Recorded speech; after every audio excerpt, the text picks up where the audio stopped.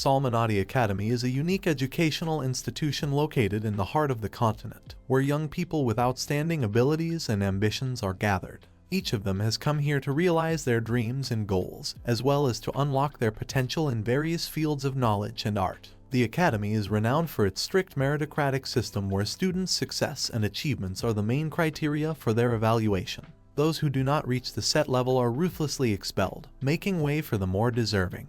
Nozomo Bounties has been a student at the Salmonati Academy for 2 years. When he entered it with his childhood friends, he left behind all that was dear to him without the slightest regret. His loyal friend from his earliest years was Ken Nodes, as well as his inseparable friend Lisa Hounds. These three spent their entire childhood together and their friendship was strong and unwavering despite all the trials. One summer afternoon, Lisa's family arrived in a small farming village on the outskirts of a small country. This village, located on the border with a neighboring kingdom, was famous for its fertile land and friendly relations with its neighbors. Food was always plentiful here, and the inhabitants led a measured and quiet life devoid of any adventures. It was on such a day, sitting on the bank of a rivulet and fishing, that Nozomo first met Lisa. She came up to him, called out to him, and curiously asked him what he was doing and if he would like her company. Nozomo, stunned by her sudden appearance, froze for a moment, just staring at her. Suddenly he realized that she was really addressing him, and Lisa, nodding, confirmed her words. She offered to spend time together, chatting and getting to know each other better. Lisa was a girl who had traveled the world with her mother for many years. Her father, a famous adventurer,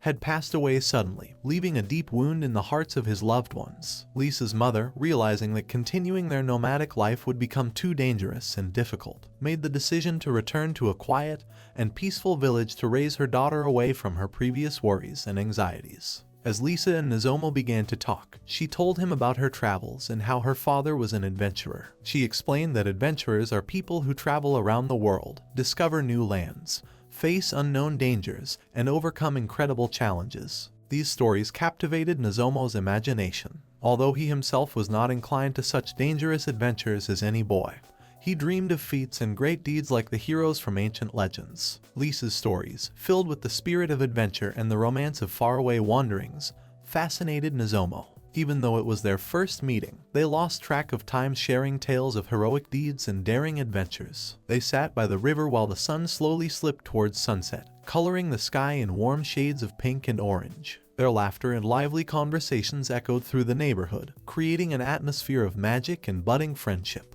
From that day on, their relationship began to grow stronger. The childhood friendship that began on that warm summer evening began to grow into something more over time. As they grew up and became teenagers, their feelings deepened and became more complicated.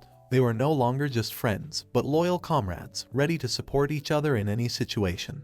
But despite their closeness and strong bonds, they each had their own dreams and goals. Nozomo was passionate about enrolling in the Salmonati Academy where he could fulfill his potential and achieve high goals. This academy was known for its high level of education and strict requirements, and Nozomo was willing to make every effort to become its student. Lisa, on the other hand, inspired by her father's legacy, dreamed of leaving the village and embarking on a journey of danger and discovery. Lisa was shocked by his proposal and reminded him of his family. At that moment, Nozomo realized the rightness of her words. He grew up in an ordinary farming family, was their only son and indispensable helper. He realized that his father would probably punish him severely for such a wish. However, Nozomo's determination never faded. He firmly decided that if Lisa, the girl of his dreams, wanted to make his dreams come true, he would support her and go along with her. Lisa was deeply touched by his words and action. She could not believe that he was willing to give up everything for her. Their gazes met and tears appeared in her eyes. She felt gratitude and joy engulf her heart. Running up to Nozomo, she hugged him tightly. This embrace, this moment became more than just a show of friendship for them. In a burst of emotion, they kissed, imprinting that moment in their hearts forever. These memories resurfaced in Nozomo's mind as he lay on the grass and looked up at the sky. He realized that he was once again immersed in his dreams and memories. Pictures of the past appeared before his eyes, filled with the light and warmth of the moments they had experienced together with Lisa. He recalled how they shared dreams and made plans for the future, how they dreamed of great accomplishments and new horizons. The country was in a state of turmoil due to a devastating demon invasion. These dark times, even after 20 years, remained in people's memories as the last great confrontation of mankind against the forces of evil. To prevent such madness from happening again in the future, the Salmonati Academy was created. This educational institution was the result of the joint efforts of all the nations of the continent. Each of them openly contributed to the school in an effort to provide it with the resources and support to prevent future catastrophes once and for all.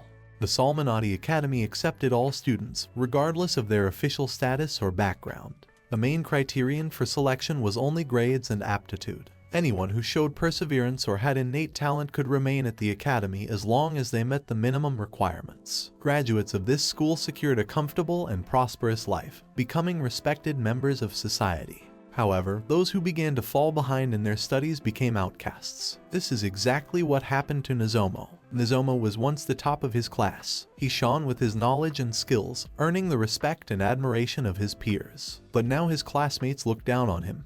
It was the bitter truth that status in the academy was determined solely by grades, which were displayed on magical badges. Nozomo had a black badge, the lowest rank among all 10 possible ranks. These badges weren't just symbols of academic achievement. They were magical artifacts that displayed the knowledge and skill level of each student. High ranks provided privilege and respect, while low-rank badges were cause for ridicule and scorn. Nozomo's black badge was a symbol of his fall from the heights of success. He became an object of ridicule and scorn from those who had recently admired him. As Nozomo walked through the long and gloomy corridors of the academy, his footsteps were accompanied by whispers and taunts. Students whispered among themselves, discussing his failures and speculating why he had not yet been expelled. Resentment and contempt hung in the air like clouds thickening before a thunderstorm. Offensive writings covered his desk like sores on his body, and every day he faced humiliation and ridicule. Classmates spoke loudly that a weak student like him should be expelled immediately. They demanded that he leave, seeing in his presence only the cause of their own shame. Nozomo heard him called a thorn every day, accusing him of being a hindrance to his entire existence. He was asked to leave, insisting that he was only causing harm. Suddenly there was a harsh voice calling out to Nozomo and calling him trash. With a sarcastic tone, the guy stated that Nozomo was useless and he should leave, because studying at the academy was clearly beyond him. That voice belonged to Mars Dickens, a student with a hot temperament and a penchant for violence. He was standing right next to Nozomo's desk, surrounded by his buddies, ready to support his every prank. Mars was known for his aggressiveness and willingness to pick a fight with anyone he didn't like, regardless of their rank. Ever since Nozomo had dropped to a lower rank, he had become the main target of Mars' taunts and attacks. Nozomo stared silently at Mars without responding to his provocations. He realized that any reaction he made would only enrage his assailant and lead to further humiliation. Mars, enjoying his superiority, waited for a reply, but when he didn't get one, he began to mock loudly. He mentioned that the red-haired princess had left Nozomo, adding that he couldn't forget his unfulfilled dream. These words were especially painful for Nozomo, but he continued to remain silent. Mars, noticing that Nozomo was ignoring him, erupted with anger. Suddenly, he overturned Nozomo's desk, scattering books and notebooks all over the floor. He then pinned him to the ground, preparing to hit. As Mars' fist was already brought over Nozomo, ready to come down on him with brutal force, the classroom door suddenly opened and Mr. Henryvar walked in. His presence instantly filled the room with tension and an inescapable sternness. Like a shadow, he approached the scene and sternly asked Mars what he was doing. Mars, without showing the slightest fear or remorse, confidently stated that he was merely trying to admonish this loser, claiming that in this way Nozomo could reform himself. His words sounded like mockery, further humiliating Nozomo in front of his classmates. Nozomo slowly rose from the floor, trying to maintain the remnants of his dignity. His face was impassive, but feelings were bubbling inside: bitterness, resentment, but also determination. He stood, avoiding Mars's gaze, but feeling the stares of his classmates, whose eyes followed his every movement. Mr. Henryvar, tall and stern, approached the teacher's desk with a frown. He calmly and confidently declared that such squabbles should not take place in class and that all personal matters should be settled after class. His voice was cold, but there was an undeniable authority in it. He added that these incidents were only wasting his precious time, and ordered Mars to immediately take his seat. Mars, however, not content with mere obedience, turned to Henryvar and asked with insolence in his voice why the latter should shout if he was only a miserable teacher. Mars argued that Henryvar didn't deserve even the slightest respect, and he didn't need to raise his voice to be heard. Henryvar, remaining calm, replied that if he were indeed a shabby teacher, one can only imagine what abominations they would learn from him. Mars stated that Henryvar clearly had a problem with his head since he was spending so much time teaching black-ranked students. Mars then looked back at Nozomu with disdain and walked to his desk. Henrivar, without losing his composure, announced that Mars should report to his office after class. He then opened his book to the correct page and began the lesson. His voice was even and confident, as if nothing had happened. Henrivar explained that magic was a process of building mental strength, and that practicing this strength allowed one to manipulate the magical elements to create different effects. He emphasized that magic could be used to enhance one's body or to affect the environment. Henrivar continued his lecture by explaining that by using certain elements, one can create spells that can play into one's hands. He explained that magic that affects the world around us requires a vast amount of magical elements and is commonly referred to as ritual magic. Ritual magic was originally used to invoke the gods to call down rain for crops, but over time its use has expanded. Henrivar emphasized that ritual magic is one of two modern magical methods. The other method is word magic, used to formulate spells. He announced that tomorrow's lecture would be devoted to the study of ritual magic. The students would experiment with different kinds of catalysts to achieve specific magical results. Henrivar ordered everyone to be ready for tomorrow's lesson. Henrivar, standing in front of the class with an expression of sternness and determination on his face, turned to Nozomu and announced that he was excused from participating in the upcoming exercise. Henrivar's voice was firm and unwavering, which immediately quelled any objections. Nozomu, feeling the blood rush to his face, whispered that he wanted to participate. But Henrivar, without relenting, said that Nozomu was barely reaching the black rank level, and his participation would be a waste of time for everyone. However, after a moment of thought, Henrivar added that Nozomu could participate, but with one condition: he must keep to the side and not disturb the other students. The class was filled with whispers and muffled taunts. These sounds of derision and scorn seemed to poison the air, making it even harder for Nozomu. Henrivar shouted sharply for everyone to be silent, his voice sounding like a thunderclap. He stated that he would not tolerate such talk and reminded the students that the difference between them was minimal. After all, they all wear the same useless, black-colored badges. Lisa, unlike Nozomu, made it to the top of the academy. She earned the nickname Red-Haired Princess due to her high scores and outstanding skills. Her meteoric rise to the highest rank was flawless and no one could stand in her way. When Nozomu was her lover, he felt the pressure to match her level and strive for perfection. However, despite his best efforts, he could not live up to the expectations placed on him. First, he lacked the natural acumen and mental ability that was so necessary at the academy. Second, he had never held a sword before entering the Salmonati Academy, and he did not have the excitement and passion for the martial arts that Lisa had. Nozomu did not realize how high the demands at school were. His dreams and ambitions seemed unrealizable. No wonder he found himself behind everyone else. The expectations placed on him were unrealistic, but he never gave up. Deep down he believed that he could make it, that he could prove to everyone that he was worthy of being here.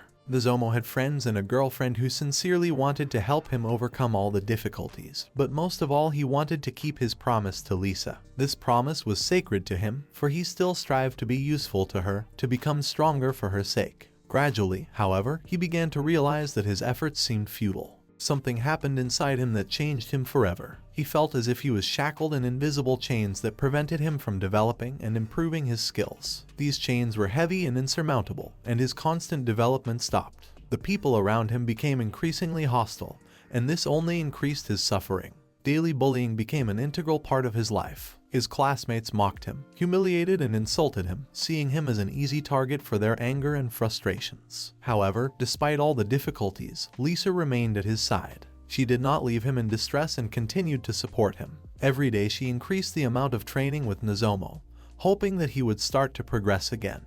Lisa saw potential in him and believed that he could overcome his difficulties. Her faith and support was a source of strength and inspiration for Nozomu. That summer, their first year at the academy, they grew closer to each other than ever before. Their training and time together strengthened their bond. Lisa and Nozomu spent long hours perfecting their skills and discussing the future. They shared dreams and hopes, made plans, and believed they could overcome all obstacles. Their bond grew stronger and stronger, and it seemed that nothing could destroy their unity. Suddenly, however, everything changed. Suddenly, everything that seemed so strong and secure collapsed. Lisa suddenly stopped and declared that they needed to stop everything because Nozomu was in a desperate situation. Without further explanation, she said goodbye to him and walked away, leaving him alone. Nozomo remained standing, watching her remove herself and realizing that Lisa never showed her anger and always supported him despite all the difficulties. Without any warning, rumors spread that Nozomo had allegedly cheated on Lisa with another girl. These rumors swept through the school like a storm, leaving behind a trail of distrust and contempt. Nozomo desperately denied all accusations, insisting that he would never betray Lisa. But despite his assurances, no one believed him. Lisa, known at school as the red-haired princess, shone with her beauty and outstanding abilities. Her nickname reflected her skills and grace, making her an icon among the students. In the face of her greatness, Nozomo seemed like a loser with no future, an object of ridicule and scorn. Rumors spread inexorably, and soon everyone in the school began to treat him as trash. Nozomo suddenly found himself all alone. All his friends had turned their backs on him, and there was no one to even talk to him. Many of his former comrades joined in the constant bullying, some even going over the edge by using physical force. Every morning going to school, Nozomo prepared himself for another wave of ridicule and humiliation. He tried to talk to Lisa, hoping that she would understand him and believe in his innocence. But her only response was a look of deep hatred and disappointment. Despite all of this, Nozomo continued to attend classes and trained hard. He kept his vow, hoping that hard work and dedication would help him endure. The only person who did not turn his back on him was Ken Nodes. He and Ken were of the same rank, but Ken showed an incredibly fast growth in skills that made him a real star among the students. Ken was calm and polite, and he often participated in training with Lisa and Nozomo. One overcast day, as Nozomo was wandering through the narrow streets of the city, his attention was suddenly drawn to a familiar figure. It was Lisa, and walking beside her, as calm and confident as ever, was Ken. Lisa looked incredibly happy, her face glowing with joy as she laughed at something Ken had said. Nozomo froze in place, hiding in the shadows of the building, watching them from afar. He felt his heart clench with pain and jealousy. Nozomo heard repeatedly from other students that Ken cared for Lisa in her most difficult moments. When she was heartbroken over her breakup with Nozomo, Ken was always there to support and comfort her. Naturally, they started dating soon after. Seeing Lisa so happy around Ken was unbearable for Nozomo. He could feel how every joyful expression on her face, every laugh of hers was distancing him further and further away from her. At first, Nozomo was deeply distressed. He remembered their training together, their conversations, and the moments when Lisa had supported him. Now, however, she was smiling happily at Ken even during their training sessions together. Nozomo had seen these two, synchronized and harmonious, defeat all other couples in training battles. Their unity and harmony in battle was an incomparable sight. Nozomo realized that Lisa no longer needed him. There was no room left in her heart for him. It was completely occupied by Ken. This realization was like a blow that knocked the ground out from under his feet. Nozomo felt alone and unwanted, but this was only the first step towards a new understanding of himself. The disciples stood in a fighting stance, swords in hand. Their gazes were full of determination and intense anticipation. Mr. Henry War, a tall and imposing man with a stern gaze, walked along the formation, his presence arousing awe and respect. He announced that today there would be paired training battles, but added that the students would not be able to choose their partners. He would do so at his discretion. He emphasized that he would not tolerate any objections. Mr. Henry War explained that apprentices could use any amount of physical and magical power at their discretion, as well as use Kai and traditional magic. However, while strict, he reminded them that they should try not to kill each other. Kai is an Eastern style of magic that is known for its unique properties. This ancient technique aims to improve the strength and flexibility of the body, allowing the practitioner to reach incredible physical heights. Mastering Kai requires not only physical training, but also deep inner balance and harmony. Unlike Kai, traditional magic is more complex and requires tremendous effort and concentration to achieve noticeable effects. These two forms of magic were unique to the continent of Arkmil, and played a key role in the lives of its inhabitants. The continent of Arkmil was famous for its rich history and magical traditions. The heart of these traditions was the city built around the Salmanati Academy, Arkazam. This city was not just a place of learning, but a center of magical research and discovery. All the ancient artifacts and magical texts found in ruins across the continent were brought here to be actively studied and taught to the students of the academy. Together, the city and the academy formed the epicenter of magical science and knowledge, attracting the best minds and talented mages from all over Arkmil. Not long after the training battles began, Mars, a tall and muscular young man with piercing eyes and a smug smirk, approached Nozomo. His face expressed contempt, and, smirking, he disparagingly called Nozomo scum. Mars was known for his arrogant and aggressive behavior, and now his attention was completely focused on Nozomo. With a sneer in his voice, Mars stated that he and Nozomo seemed to have ended up as partners in this fight and suggested that they end it soon.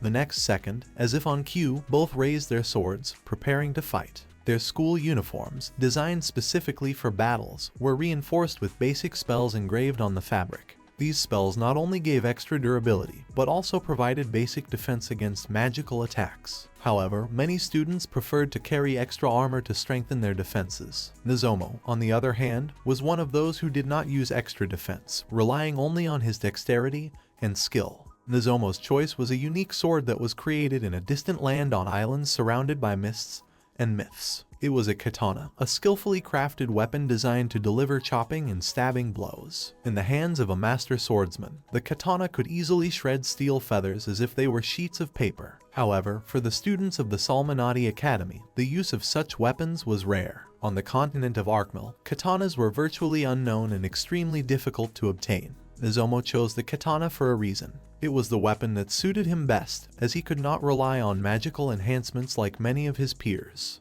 His path was different. He chose to dedicate himself to perfecting conventional fighting techniques. His sword became an extension of himself, a symbol of his determination and perseverance. Nozomo realized that for him, mastery of this sword was the key to victory. He practiced day and night, honing every movement to the point of automatism. With the katana in his hands, he felt stronger and more confident, knowing that his future depended on his own strength and skill. Mars, seeing Nozomo's choice, did not miss the opportunity to ridicule him. With contempt in his voice, he insulted Nozomo once again, asking if he was going to fight or just stand idly by. His words were full of venom and arrogance. As he came closer, Mars whispered that it really didn't matter, because Nozomo was just a useless brat and fighting him was a waste of time.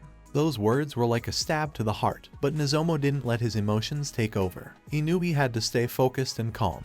Henrivar, standing at the edge of the arena, loudly ordered the chatter to stop and the fight to begin. His voice sounded like a roll of thunder, causing the observers to tremble. Mars, with a smirk on his face, immediately raised his sword and swiftly flew towards Nozomo. His attack was swift and fierce like a storm. Nozomo, keeping his composure, repelled the blow, but Mars immediately grinned, mocking his slowness. The fight continued at an incredible speed. They flew at each other, swords flashing through the air, colliding with a deafening clang. Each blow, each attack was filled with tension and determination. The sounds of swords echoed around the area, echoing off the walls of the arena. Mars, using all his strength and aggression, struck one blow after another, hoping to break Nozomo's spirit. Nozomo, clutching his katana, responded to Mars' attacks with remarkable precision and grace. His movements were smooth and calibrated, each step the result of long training. He blocked Mars' blows, dodged and counterattacked with all his skills. But Mars did not relent. His taunts and insults continued. Mars grinned contemptuously, glared at Nozomo and asked with a sarcastic sneer if that was all he was capable of. He suggested that Nozomo finish the fight and just give up so as not to waste time. Mars' words, filled with venom and arrogance, echoed in Nozomo's ears. This was the moment when his entire world shrunk to one decisive moment. At this critical moment, Nozomo suddenly remembered Kai magic. He remembered his teacher telling him about an ancient technique that used life force in return to greatly increase physical abilities. Kai magic was not just a mere art of combat. It required deep inner balance, concentration, and unity with oneself. In the next second, Nozomo, gathering all his will and determination, once again rushed into battle. His movements were swift and precise, like a trained master. The katana in his hands glistened, reflecting the sunlight like an extension of his spirit. Mars, enraged and full of contempt, also wasted no time. His strikes were powerful and aggressive. He sought to crush his opponent. Every strike of Mars found his opponent, but Nozomo masterfully repelled all attacks. His katana moved with astonishing speed and precision, blocking and counterattacking. Mars, getting even more angry, said with a sneer that he would probably have to teach Nozomo how to behave properly. His voice was filled with venomous contempt. But Nozomo, despite his fatigue, did not give up. They continued to fight, their swords ringing like battle bells, each blow echoing in the heart of the arena. Mars, seeing that his efforts were not producing the desired result, was on the verge of despair. His face contorted with rage as he shouted at Nozomo to get out of his sight. However, Nozomo, stubborn and unwavering, continued to strike. His determination and concentration were unwavering. The fight became more and more fierce, each strike of the katana filled with determination and power. The spectators watched this exciting fight with bated breath, realizing that this was not just a fight, but a clash between two strong-spirited men. Mars, out of rage, shouted, demanding that Nozomu disappear and die. His voice, full of anger and contempt, echoed around the arena like a challenge to fate itself. In the next moment, he gathered all his strength and unleashed a powerful blow at Nozomu with wild fury. The blow was so powerful that Nozomu flew backwards like a puppet, hitting the ground with a thud. A cloud of dust kicked up into the air, hiding him for a moment from the eyes of onlookers. Mars, breathing heavily, turned away, his chest heaving convulsively. He coughed, as if spewing out his contempt and fatigue, and without looking at Nozomu, he contemptuously threw out that he was just an annoying insect. His words, full of hatred, hung in the air like a poisonous mist. Mars, believing that the fight was over, began to relax, his muscles trembling slightly from overexertion. Lying on the cold ground of the arena, Nozomu thought for a moment about how useless this fight had been. His thoughts were clouded by frustration and pain when suddenly a sharp spasm pierced his body, causing him to twist in pain. Dizziness overwhelmed him and he lost consciousness. When Nozomu opened his eyes, he found himself lying on a soft bed in a lighted room. His body still whimpered with pain, but the surroundings were unaccustomedly cozy. He looked around slowly, trying to figure out where he was. There was a woman sitting next to the bed, Norn Altena, the school teacher and doctor. She noticed that Nozomu had regained consciousness, and her gaze softened. Nozomu was already accustomed to her caring presence, the way he often found himself in the infirmary after hard training and fighting. Altena checked his condition and said that she had already healed his wounds on his back and chest, and asked if he had any other complaints. Nozomu felt slightly dizzy, but other than that, his condition was tolerable. His life was constantly full of emotional and physical pain. Each day seemed like an endless struggle, and often he found himself in the infirmary. He felt a deep gratitude to Altena for her care and attention. Nozomu realized that he owed her an unpayable debt for her help. He pulled himself together and thanked her for her help, feeling deep gratitude for her care and skill. Altena, with a smile on her face, replied that it was her duty to help every student, and that Nozomu should not worry about it. Her words were full of warmth and sincerity, and Nozomu felt himself relaxing a little under her caring gaze. Suddenly the door swung open and a girl ran into the room screaming. It was Henry Var, the head of the 10th grade at the academy. Her face glowed with concern as she turned to Altena and asked about the patient's condition. Seeing Nozomu, she smiled with relief, her eyes shining with joy. Altena, shifting her gaze to Henry, reminded her that she had asked her to call her by her first name more than once when they were at the academy. Nozomu, observing this interaction, noticed that there was a special bond between them that spoke of a deep friendship that went beyond professional relationships. It was a warm reminder that even in the strictest institutions there can be sincere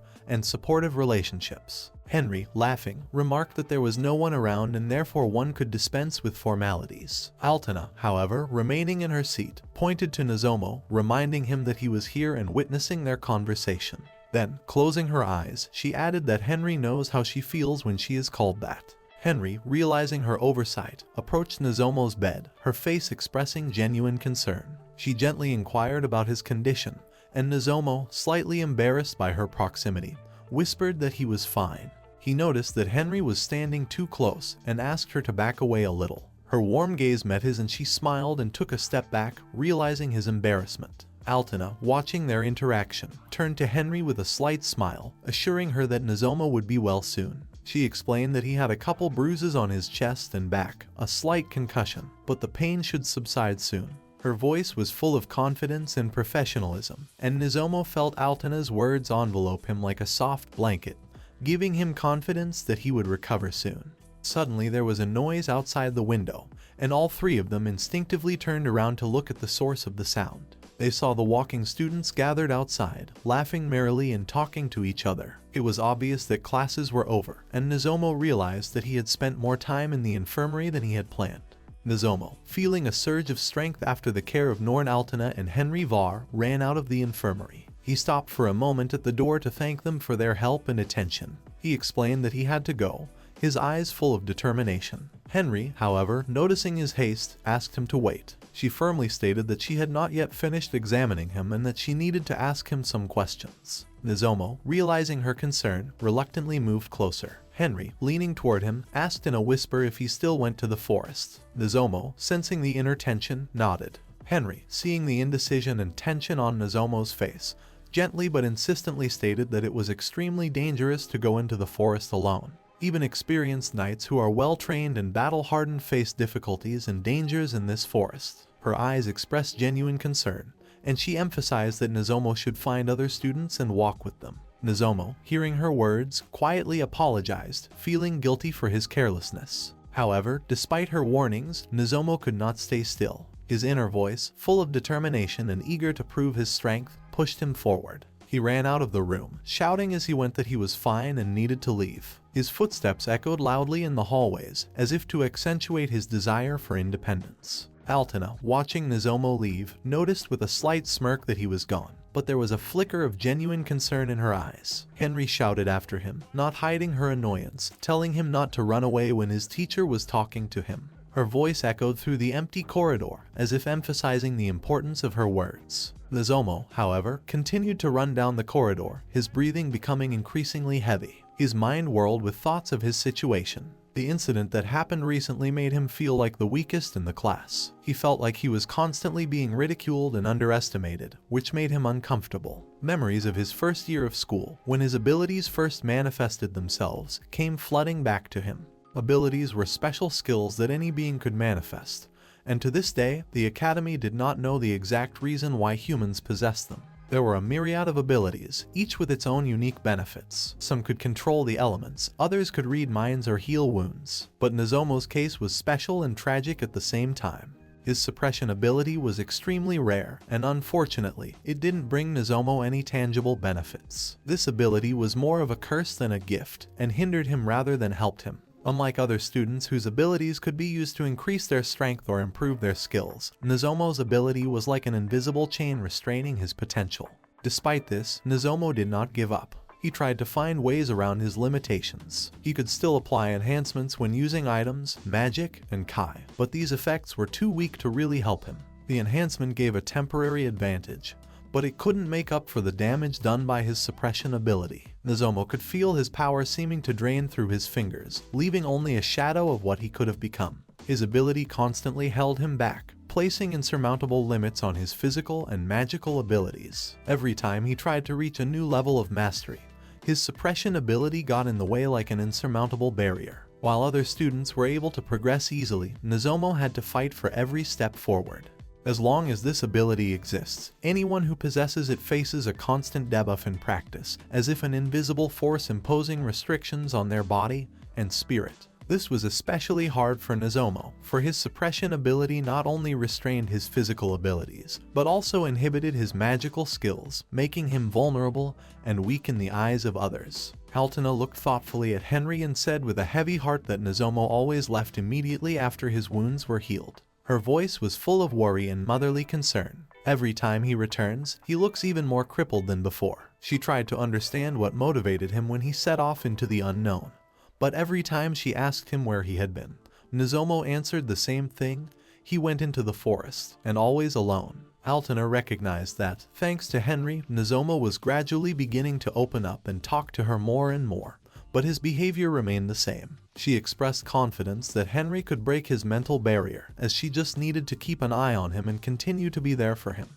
Henry, listening to her, sighed and shared her thoughts. She had been told that teachers and students couldn't be more than teachers and students, though she didn't believe this cruel truth. She felt powerless when it came to magic, but strived to help Nozomu with his techniques. Henry quietly admitted that she was not a swordsmith, and recalled the moment when Nozomu had almost achieved an advantage using his technique, magic, and kai at the same time. It was an amazing sight, but to be honest, the fight was painful to watch. His effort was incredible, but the result left a lot to be desired. Henry explained that even though they were all rank 10 students, many of them were very skillful, and had achieved high results due to their ability and perseverance. She continued by explaining that this was their 3rd year at the academy, and with their grades, it was no wonder they were at such a high level.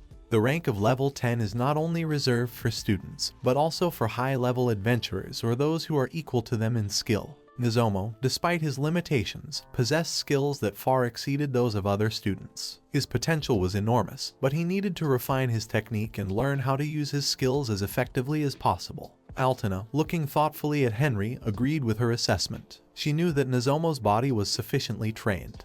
His proportions were almost perfect, and he didn't have a hint of being overweight. Upon close inspection, one could tell that his training was extremely strenuous and intense. However, his body was also covered with numerous scars, indicating his incessant fighting. Altena was sad to see him in such a state, realizing what he was going through. She whispered quietly that she often caught herself thinking about quitting this job. Seeing Nozomu in such a state was unbearable. Her motherly heart clenched with pain every time she saw his new wounds and scars. Henry, with an expression of incomprehension on her face, asked Altena why she was saying that. Altena sighed and explained that, as a doctor, her heart ached to see such a young man go through so much agony. She tried to convey that all these coincidences and traumas that Nozomu was receiving were completely abnormal for his age and situation. It hurt her deeply to watch him constantly come back with new wounds and scars. Henry, looking out the window at the fleeing Nozomu, wistfully noticed that he seemed determined to accomplish something important. She asked Altena if this was wrong, but Altena, smiling softly, replied that drive and determination were wonderful, but it seemed to her that Nozomu was at his limit. She continued by saying that despite all the training and practice he receives here at the academy, she wondered if there was something that Nozomu would only be able to accomplish alone. Her words were filled with worry and doubt. She realized that there was a fire of aspiration burning in Nozomu, but she feared that this fire could burn him from the inside out. The Spasm Forest, a place of mystical beauty and danger, serves as the home of the Salmonati Academy. This dense, gloomy forest is located in the heart of Arkhazam, surrounding the academy like a protective barrier, but also being its greatest threat. Tall trees intertwining their crowns create semi-darkness even on the sunniest of days, and the dense forest vegetation is nearly impenetrable to the uninitiated. This forest is home to a vast array of plants, many of which have magical properties. These plants attract students and commoners who live off hunting monsters and gathering valuable resources. Rare herbs and mushrooms with healing or strengthening properties can be found here, as well as dangerous poisonous plants that require caution and knowledge to collect. On the one hand, the rich forest can be a blessing to people, providing an abundance of resources and opportunities for learning and exploration. Academy students often spend time here studying the flora and fauna, learning the art of survival, and refining their skills. They create their own potions and experiment with the magical properties of plants, breaking new ground in science and magic. On the downside, however, the Spasm Forest hides many dangers. This forest is home to ferocious predators lurking in the shadows, ready to attack anyone who dares to enter their territory. Great Arkhazam, a city that was built about a decade ago, has quickly become the center of civilization and culture in the region. At its heart is the Salmonati Academy, a prestigious institution that trains the most talented mages and warriors. The academy is surrounded by surrounding neighborhoods, each with its own unique purpose and atmosphere. It is believed that the entire city of Arkhazam develops around this center of knowledge and magic. The central part of the city, as already mentioned, is occupied by the Salmonati Academy. The tall towers and majestic buildings of this educational institution rise above the city like symbols of wisdom and power. The stone walls of the academy, covered with ornate patterns and magical glyphs, testify to the rich history and significance of this place. Students from all over the world come here to learn the secrets of magic and martial arts. The northern part of the city is the political and administrative center. Here are the buildings where important decisions are made that determine the fate of Arkhazam. The political and administrative offices, built of white marble and decorated with carved columns, inspire respect and reverence. Only aristocrats and high-ranking officials, whose rank and merit entitle them to rule the city, are allowed into this area. Luxurious mansions and manicured parks create an atmosphere of wealth and power. The eastern part of the city is reserved for civilians. It is a lively and bustling neighborhood where the life of all the residents of Arkhazam boils. There are student dormitories, houses of ordinary citizens, cozy cafes and taverns, and a variety of stores and stores. Wide streets paved with cobblestones intertwined to create a labyrinth in which every corner is full of life and energy. This neighborhood breathes youth and enthusiasm, as it is home to many students and young professionals. The southern part of the city is the commercial district of Arkhazam. It is unique in that its markets offer all sorts of rare goods from all over the world. Merchants from distant lands bring their exotic wares here, creating a veritable kaleidoscope of colors and flavors. This place is literally the daily bread of the city's economy. The The streets of the shopping district are filled with stalls and stores that attract passers-by with their bright signs and tantalizing aromas of spices and delicacies. The South is also home to the Travelers Guild, where students, depending on their ranks, can participate in union affairs and undertake a variety of missions and tasks. The western part of the city is home to many workshops and craft shops. Here you can find blacksmith shops, weaving workshops, pottery studios, and more. Artisans from all over the world gather in this neighborhood to hone their skills and practice their craft. The streets here are filled with the sounds of hammers, the clatter of looms, and the rustle of pottery wheels. This neighborhood is a true treasure trove of craftsmanship where traditions are passed down from generation to generation. A great road paved with old stone snakes through all the neighborhoods of Arkazam, linking them together like arteries that feed the heart of the city. It begins at the gates of the Salmanati Academy, winds around its majestic towers, and continues through the political and administrative quarters in the north, crosses the residential neighborhoods in the east, winds through the commercial streets in the south, and ends at the workshops in the west. This road is not just a path, it is a symbol of the unity and vitality of Arkazam, connecting all its parts into a single whole. Beyond the city boundaries, like a dark and mysterious sea, stretches the Spasm Forest. From a bird's eye view it looks like a vast green ocean, the crowns of trees tightly interlocked to form a continuous cover that seems impenetrable and mysterious. This forest is full of life and danger. Its dense thickets hide many secrets that beckon explorers and adventurers. The Spasm Forest is also called the Gibble Forest, and this nickname is fully justified. Every year it takes to itself those who dare to venture into its depths. People disappear without a trace, leaving behind only memories and whispers of their fate. The forest seems to have a life of its own, consuming those who try to conquer it, making it all the more mysterious and frightening. Before Arkazam was built, this area served as the border between the Kremazin Empire and the Kingdom of Huorsuan. For centuries, these lands remained a neutral zone that no one ruled. Only natural forces and magic ruled here, and this legacy can still be felt in every branch, every leaf of the forest. Mighty magical beasts roam these expanses, their presence inspiring fear and respect. These beasts rarely appear near the city or near the roads, preferring to hide in the farthest and most inaccessible corners of the forest. They live in harmony with nature, part of an ancient balance that no one dares to upset. Their roars sometimes reach the ears of the townspeople, reminding them that the forest is full of life and danger. Locals know that magical beasts dwell in the depths of Spasm and try to avoid these territories, respecting their right to privacy. Nozomo fought the woman in a dense forest where the shadows of the trees created the illusion of many enemies around. With both hands he held his sword, his grip confident and determined. He knew that this fight would not be an easy test. The woman he was fighting seemed to be the epitome of strength and grace. Her movements were swift and precise, as if she had 100 eyes watching his every move. With a slight chuckle on her lips, she whispered that his efforts were not enough. Her sword gleamed in the moonlight and struck his blade with force. The blow was so powerful that Nozomo couldn't stay on his feet and fell to the ground. But despite the pain, he didn't let the sword out of his hands. He knew that the sword was not just a weapon, but his extension, his soul. Nozomo, feeling that his strength was running out, tried to run away from his opponent. His breathing became heavy, his heart pounded in his chest, and his thoughts fluttered like flushed birds. He knew he had to increase the distance to get a moment's respite. But the moment he took a step to the side, the woman lightning fast Kai technique was used, turning his movement into a blur. It was a magic that provided her with acceleration to lightning speed, making her movements almost elusive. She caught up with him instantly, like a shadow, and her voice, cold as a winter wind, whispered in his ear that he was too slow. Those words, spoken with icy calmness, pierced his soul, making him feel helpless and vulnerable. Her eyes, sparkling with fury and determination, looked down at him as if they were passing judgment. Taking advantage of the ghostly strike created from the compressed and dense Kai, the woman raised her sword above Nozomo's head. Despite the apparent simplicity of this technique, its effectiveness was frightening.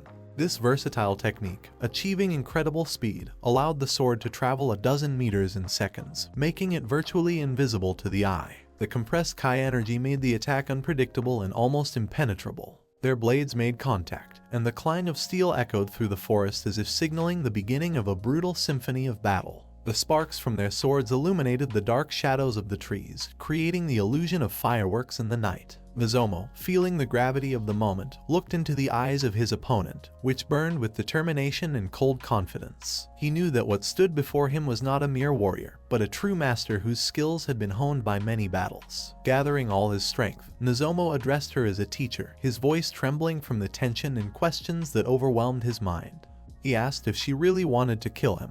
There was not an ounce of doubt in her eyes when she replied that if she wanted to kill him, she would have done it back when he tried to escape. After all, he was as good as dead then, and she had the opportunity to end this fight in the blink of an eye. Her words, spoken with an icy calmness, penetrated his heart, making him feel vulnerable. She added that if he continued to dodge like this, he would end badly. There was a warning in her voice that was impossible to ignore. She explained that in a real battle to the death, she would not hesitate to finish him off without giving him a single chance to escape. Those words sounded like a sentence, cold and ruthless, but there was a hidden truth in them that Nozomu had to accept. He remained silent, realizing the gravity of her words. His mind was racing with thoughts of how to become faster, stronger, and learn to anticipate attacks. Nozomu's inner world was racked with contradictions, fear of impending doom and determination to overcome his limitations. He realized that his teacher sought not only to teach him technique, but also to temper his spirit, to make him capable of withstanding death. The fight continued, each swing of the blades cutting through the night air, filling the forest with sounds like the song of steel. Nozomu, realizing his vulnerability, began to retreat again, trying to increase the distance between himself and his opponent. The woman, without wasting a moment, raised her sword above him, her movements so fast and graceful that they seemed almost supernatural. The sunlight played on her blade, giving it a sinister sheen. As she was about to deliver a crushing blow, Nozomu managed to dodge at the last moment, rolling across the ground. His heart pounded and his breathing hitched, but he didn't let himself stop. Concentrating all his strength, he thrust his blade forward, preparing to counterattack. But he suddenly stopped, frozen in place. The woman took advantage of his confusion and swiped her blade across his face, leaving a thin but deep cut. Blood slowly trickled down his cheek, like a symbol of his defeat. She noted that just a little more and he would be dead. Her voice was cold, but there was a hidden concern in it. Nozomu stood motionless, feeling the coldness of the blade at his neck. At that moment, he realized the gravity of his situation and accepted his defeat. His eyes met the eyes of the woman, and in them he saw not only strength but also wisdom. The woman in front of him, Shino, his secret teacher, was the epitome of martial prowess. Her movements were honed to perfection, her technique leaving no chance for error. She was a legend, known for her feats in swordsmanship. Before the city was built, she had come to these forests to perfect her skills, to learn from nature, and to fight the magical creatures that inhabited these lands. Nozomu, barely catching his breath after a grueling fight, gathered his wits and turned to Shino to declare that he wasn't done yet and asked for permission to fight again. His eyes burned with determination and his voice trembled with exertion. He knew that this fight was not just a training session for him, but a test of strength and skill. However, Shino, keeping calm and wise, noticed that he was in too much of a hurry. She advised him to learn a lesson from his defeat, to study the weaknesses in his opponent's defense, and to better understand his own mistakes. Nozomu, barely containing his emotions, recognized that only a master like her could react so quickly at such close range. Shino, with a slight smile on her lips, replied that anyone could reach that level of skill. She pointed out that his last attack was too sluggish an attempt, and naturally, she had foreseen his weakness. In fact, she had sensed the movement of his body, anticipating his every action even before he himself realized his intentions. Shino, casting a glance at the darkening sky, declared that that was enough for today. Evening was coming, and it would soon be time for dinner. She ordered Nozomu to get them something to eat, and her face lit up with a slight smile. Nozomu, putting his sword away in its scabbard, replied with a smile that he would do anything for a teacher. Shino, teasing him, asked if that meant he would get anything she wanted. Nozomu, embarrassed by her words, whispered that it was absurd. Realizing that time was running out and feeling the tension building, Nozomu contemplated leaving before she really decided to test his patience to the end. He lowered his head, his thoughts wavering, and without another word, he began to run away. His movements were quick and agile. He jumped over tree roots, trying to get as far away as possible. Shino, watching him, thought about it. She could see his skill growing every day, albeit slowly, but the progress was obvious. Her eyes, filled with pride and hope, followed him as he disappeared into the depths of the forest. She knew that new challenges lay ahead for Nozomu, but she was confident that he could handle them. This young warrior had all the qualities to become great, and she was ready to guide him along the way. Shino, sitting by the fire and watching the flickering flames, involuntarily fell into memories of her first meeting with Nozomu. It had happened in one of the most dangerous parts of the Spasm forest, where even experienced hunters and adventurers rarely went. This area of the forest was home to ferocious beasts and magical creatures whose presence terrified anyone who dared to approach. Ordinary people avoided these places, realizing the risk was too great. Shino, clad in her battle attire, moved through the forest as silently as a shadow. She looked around carefully, listening to every sound. Suddenly, the distinct sound of a sword swinging caught her attention. She was alert and cautiously walked in the direction where the sounds of training were coming from. As she approached, she saw him, a young warrior practicing alone in the wilderness. She was interested in his tenacity and determination, but as she continued to watch him from the shadows of the trees, her curiosity was replaced by concern. Nozomu looked pale and lifeless, his movements uncertain and awkward. The skin on his arms was torn and hanging in shreds. His inflamed joints were clearly in pain, and every swing of his sword was a struggle. He lost his balance every time he tried to perform a move. Shino could see him torturing himself to achieve an unattainable ideal. His eyes were full of despair, but at the same time burning with indomitable determination. He was malnourished, which only added to his already miserable condition. Her heart squeezed with pity and compassion, and she realized that she could not stay away.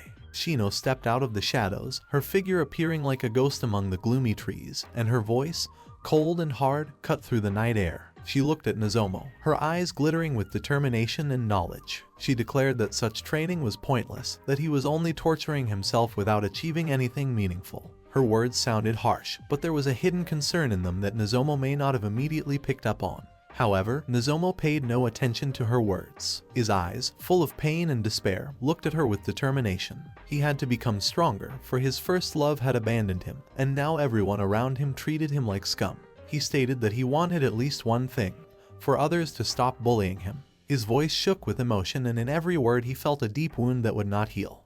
Nozomu continued, explaining that until he gained respect, he could not go home. He must train, but he has no future, his abilities are not improving, and they don't seem to be able to improve. His words sounded like a judgment on himself, and Shino felt her heart clench with pain. She realized that he was just killing himself for the respect of others, and apparently those around him are really cruel to him since he acts so desperately. Seeing his lifeless, clouded eyes, Shino remembered the starving beggar she met when she left her hometown. Back then, that man had been on the verge of death, and his eyes were filled with the same despair and hopelessness that she now saw in Nozomu.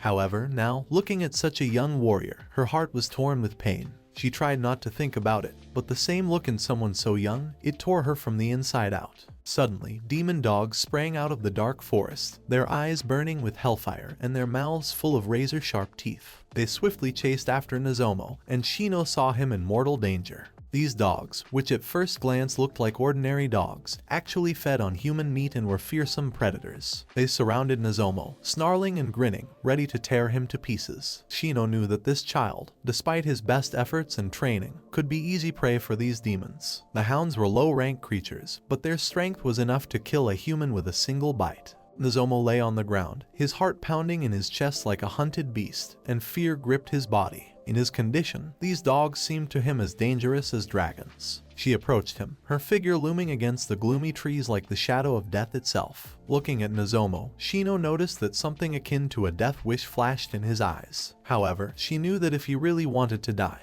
he should die like a warrior, with dignity, with honor. These words, spoken with an icy calmness, caused Nozomu to look at her in surprise. His eyes read a question. Why did she think he wasn't ready for this? Shino confirmed her thought by saying that he could only die after learning to wield his sword for real. From that day on, about a year and a half passed. Shino trained Nozomu tirelessly, transforming him from a weak and desperate young man into a fierce warrior. Nozomu learned the ghost sword technique, which was to execute a sharp strike of compressed Kai directed at an opponent. Kai compressed to the limit and released at an incredible speed creates a powerful energy blast that can pierce through even the strongest armor. This technique, although considered basic, in the hands of a true master turned into a deadly weapon. Shino could kill any opponent with this technique alone. Her sword was so sharp that it could cut through an iron pot like a piece of paper, as if it were made of silk. Nozomu, though his sword was inferior to Shino's, possessed an equally sharp and dense blade. His sword, created from solid steel and tempered in the finest traditions of martial arts, became an extension of his arm, enhancing his attacks and defense. Considering his abilities were sealed, it was only a matter of time for him to surpass Shino. He practiced constantly, striving to reach new heights and overcome his limitations. With the kind of power that Nozomu displayed, Shino was certain that the reason for his inability to become stronger at the academy was due to the suppression of abilities that the schools focused on. In the schools, students were taught standardized methods and techniques that did not take into account everyone's unique gifts and characteristics. The skills she taught Nozomu were exceptionally powerful and required high concentration and focus. However, he needed to concentrate on wielding the sword rather than controlling Kai. To compensate for his shortcomings, Shino made him train to the point of exhaustion, building physical strength and developing combat skills. Shino often explained to Nozomu that his skills were difficult to apply in training fights at the academy. If he wanted to display his true strength, he needed to first learn the many ways to use those skills without Kai. She insisted that his success in battle depended not only on magic, but also on pure physical strength and the ability to use a sword. Before he could apply Kai, he needed to become a sword master so that he could be ready to fight in any situation. She warned that without proper physical training, any opponent could simply sweep him away. Shino often reflected on what they lived for and grew stronger. She saw that Nozomu's heart had already been broken once before, and it had deeply traumatized him. His ruthless training was a way to escape from reality, from pain and frustration. He was obviously trying to escape from himself, his past, and his fears. This constant struggle with himself was the main cause of his sociophobia. He purposely avoided everyone, trying to keep anyone out of his heart and his life. Shino didn't see this as wrong. She understood that everyone was entitled to their own pain and their own way of dealing with it. However, she knew that once escaped from reality and ended up in another world, it was almost impossible to go back. Shino thought for a long time about her decision to help Nozomu. She knew that his training and pursuit of self-improvement was a way for him to escape from reality and the pain he was experiencing. She decided to call their training an escape, realizing that this was his way of trying to find his place in the world. Shino wasn't sure she was good enough to be his mentor, but she knew she had given him everything she had learned over the years. She believed that when it was her time to leave, Nozomu would be able to break free from the shackles that bound him. Nozomu raced through the dense thickets of the forest, his breathing heavy, his heart beating like a hammer. The forest of spasm stretched around him, immersed in the shadows of ancient trees that seemed to be the motionless guardians of this wild and mysterious land. Shadows flickered around him, and every step was filled with tension and anticipation. He saw only rats scurrying across the forest floor, trying to avoid his path. Suddenly his gaze fell upon a group of mushrooms that were familiar to him for their poisonous properties. These mushrooms were not to be eaten, and their presence made him angry. He stopped for a moment to catch his breath and gather his thoughts. The mushrooms reminded him of how dangerous and treacherous this forest was. Everything in it could be a death trap, from the plants to the predators lurking in the shadows. Suddenly, the silence of the forest was shattered by the rumble of an explosion echoing through the trees. Nozomu froze, his instincts instantly tensing. It was an explosion, no doubt about it. His mind began working feverishly, trying to figure out what could have caused such a sound. Humans rarely wandered into this forest, and any unusual sounds made him wary. Magic is a general term for energy that utilizes spirit-based powers. Spiritual power was commonly used, and this analog of Kai had existed for centuries. Nozomu was well aware that magic could be incredibly powerful and destructive. A thought flashed through his mind. Judging from those sounds, someone was fighting a dangerous beast-like demon. This demon was clearly stronger and more dangerous than the demon dogs he had encountered before. Curiosity and a sense of duty did not allow Nozomu to stay away. He realized that this could be a chance to test his strength and the skills Shino had taught him. He took a deep breath, gathering all his resolve, and moved towards the sounds of battle. Each step he took was careful not to attract the attention of possible enemies. The thick thickets of the forest and the shadows of the trees sheltered him like faithful allies. Nozomu peered cautiously out from behind the trees, scrutinizing what was happening ahead. His gaze fell on two huge ferocious bears whose powerful bodies seemed indestructible. He immediately recognized them as demon bears, the terrifying creatures that inhabited these forests. They usually hunted alone, but these two were probably brothers. A special red hair that couldn't be mistaken for anything else glistened on their backs as if covered in armor. This fur was said to be as strong as a shield and served as an excellent defense against weapons. Theirs were a B-rank threat, which meant that it required a high-ranked warrior to capture or destroy them. Ordinary warriors had no chance of dealing with a creature of that rank. Nozomu knew that it would take at least 5 warriors of his level to defeat one such bear. His heart beat faster, adrenaline beginning to boil in his blood. He couldn't imagine how he could deal with such monsters alone. Suddenly, a girl jumped out from behind the trees, her movements fast and confident. Swinging her sword, she attacked the bears, leaving them no chance to retaliate. Nozomu strained his eyesight, trying to get a better look at her. He had seen her before and it seemed like they were in the same course at the academy. However, her rank was much higher than his. She moved with incredible speed and grace.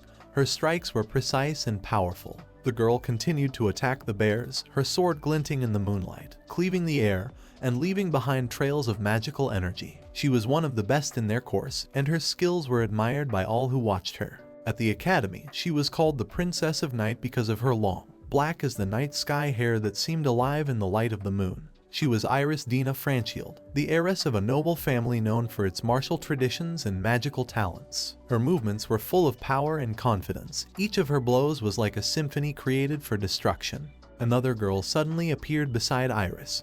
Her presence was like a light breeze that refreshed and calmed. She called to the gust of wind, as if asking it to whisper to her of approaching danger. The girl used the magic of flight. Her body soared as if swept up by invisible wings. That girl was Thelma Lime, one of the most famous and powerful mages at Salmonati Academy. Her reputation stretched far beyond the institution, and many considered her talents to be unique. With her power alone, she already surpassed most of the Academy's faculty, which drew admiration and envy from her fellow students. The second Thelma appeared in the clearing. She used the wind whirlwind magic. It was a magic spell that created a powerful vortex that cut through an opponent. This spell belonged to mid-level magic, but in Thelma's hands, it gained incredible power. She was called the Singer of the Four Winds because of her exceptional skill in controlling the element of air. Nozomu could not take his eyes off her, admiring her skill and confidence. Iris Dina Franschild and Thelma Lime were 2 of the Academy's top students. They were not just strong magicians, but also symbols of hope and strength to all the other students. Nozomu watched them in awe, realizing how powerful they were. He wondered how much effort Thelma had expended to bring down the demon with her technique.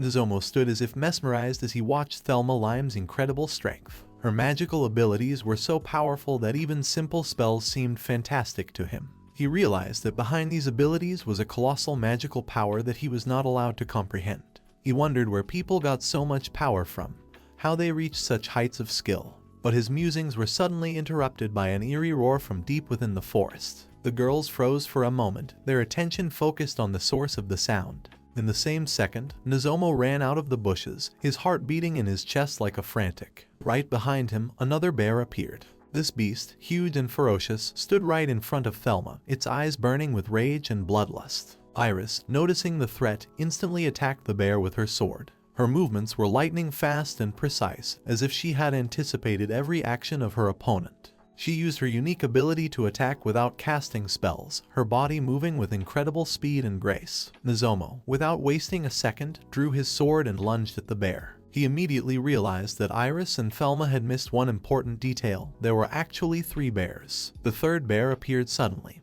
and its menacing figure loomed over the girls. Nozomu's heart beat faster, adrenaline boiled in his veins, and he rushed forward without thinking. The bear, sensing a new threat, roared, its eyes burning with rage. Nozomu didn't hesitate, his sword glinting in the moonlight, leaving behind traces of magical energy. Iris and Thelma stared at him in surprise, their faces expressing a mixture of amazement and appreciation. Nozomu didn't know why he had rushed to help, but there was no time to ask questions. He had only a split second to make a decision and act. His movements were fast and precise, but he realized that his skills and prowess were inferior to Iris and Thelma. Their abilities were almost the same as his own ghost sword skill, but their power level was much higher. Nozomu knew that Kai abilities should be taken seriously, but because of his suppressed abilities, everything he did seemed weak. In addition, his body still hadn't recovered from the recent training battle with his master, and every step was difficult for him. Nevertheless, he continued to fight. His attacks were desperate but determined.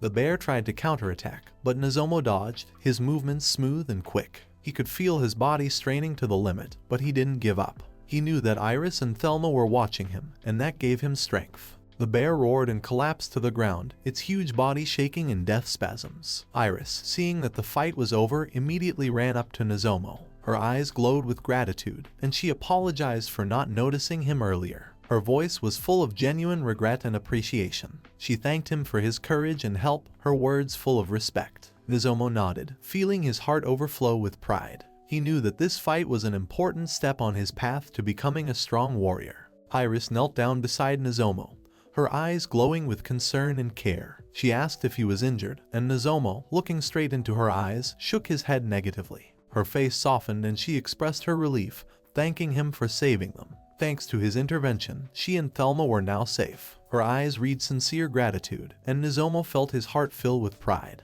As they were saying goodbye, Iris thanked him again and introduced herself. She revealed that she and Thelma were in their second year at Salmonati Academy, and were even in the same group. Her voice sounded confident and friendly, and her manners were refined and elegant. Nozomu listened attentively, absorbed in her words. Suddenly, Iris noticed Thelma approaching, who was shyly hiding behind her back. Her eyes flashed from behind Iris's shoulder, and Nozomu saw shyness and uncertainty in them.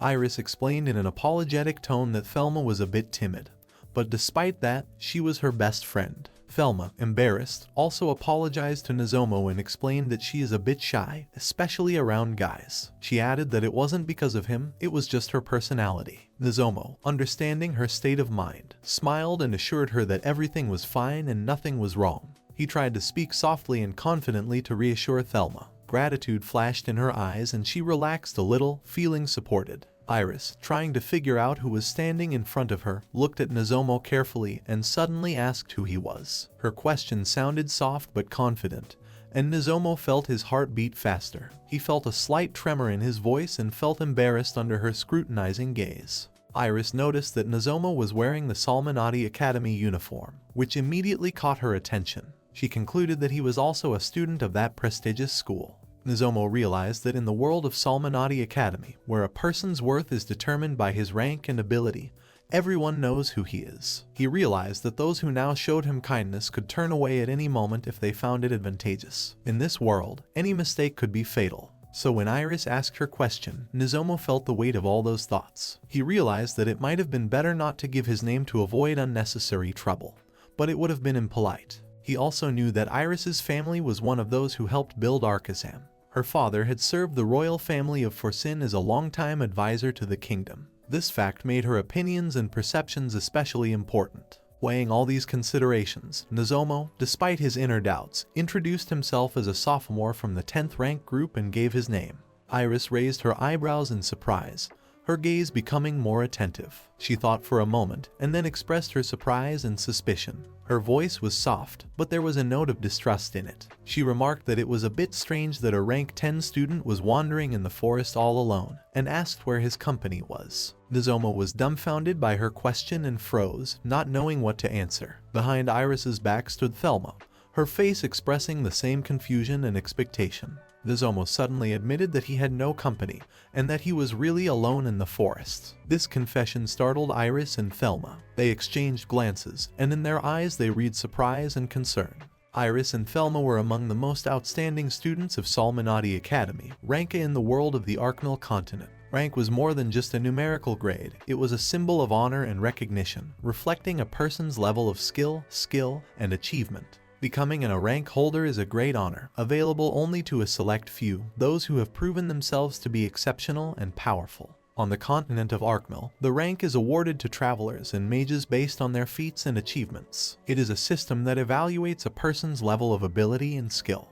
Rank is awarded not only for defeating dangerous creatures such as demonic beasts, but also for completing difficult missions, creating new research and innovative inventions. All of this counts towards rank and raises a person's status in society. Rank holders rank alongside first-class rangers, royal knights, and court mages. It is not just a title, but a recognition of their outstanding abilities and skills. Rank holders can not only fight on the battlefield, but also study non-combat sciences such as economics or military tactics, demonstrating their versatile talents. This makes them not only powerful warriors, but also wise strategists and scholars. The only students who were given the rank of A in the second year of Salmonati Academy were 5 unique students, including Iris and Thelma. It was a testament to their exceptional abilities and undeniable talent. They became a symbol of hope and inspiration to other students, their successes serving as role models. Nozomu was well aware that even those of higher rank feared encounters with demonic beasts. These creatures were not only ferocious and dangerous, but also incredibly cunning.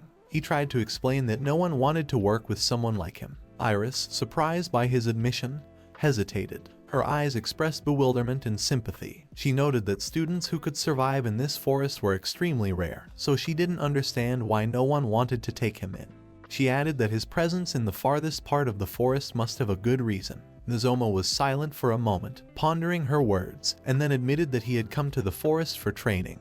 He suddenly cried out that he knew he could get stronger, and that no matter how slowly it happened, he would be happy with even the slightest progress. However, he also doubts that he can become as strong as everyone else, and he knows that better than anyone else. But that doesn't mean he should just give up and die. Iris and Thelma were stunned by his sudden statement. Their eyes read surprise and admiration for his determination.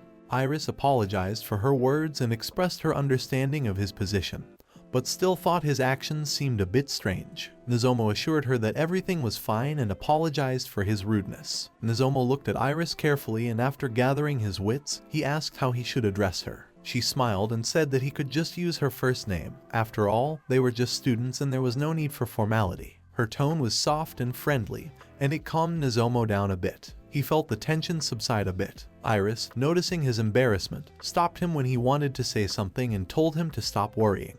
Her confident voice and warm smile added to his confidence. Nozomu nodded, grateful for her understanding. Then he looked around and asked the question that had long plagued him. What were they doing in this forest? After all, aside from himself, this was no place for students. Iris looked at him carefully, her eyes sparkling with memories, and she began to explain. She and Thelma had received a mission from the guild, and it had caused Nozomu to be surprised. He hadn't expected that their mission could involve such a dangerous place. Iris, with a serious expression on her face, began to talk about the rumors that had reached the guild. According to her, a dragon had been seen, a mythical creature that in legends had always been considered the most powerful of all living creatures. Dragons had incredible power and the ability to control other creatures, making them the greatest of all creatures. In ancient times, according to legends, they ruled the world, subjugating all living creatures. It is said that whoever slays a dragon gains all of its power, becoming almost invincible. She continued, explaining that seeing a living dragon is almost impossible.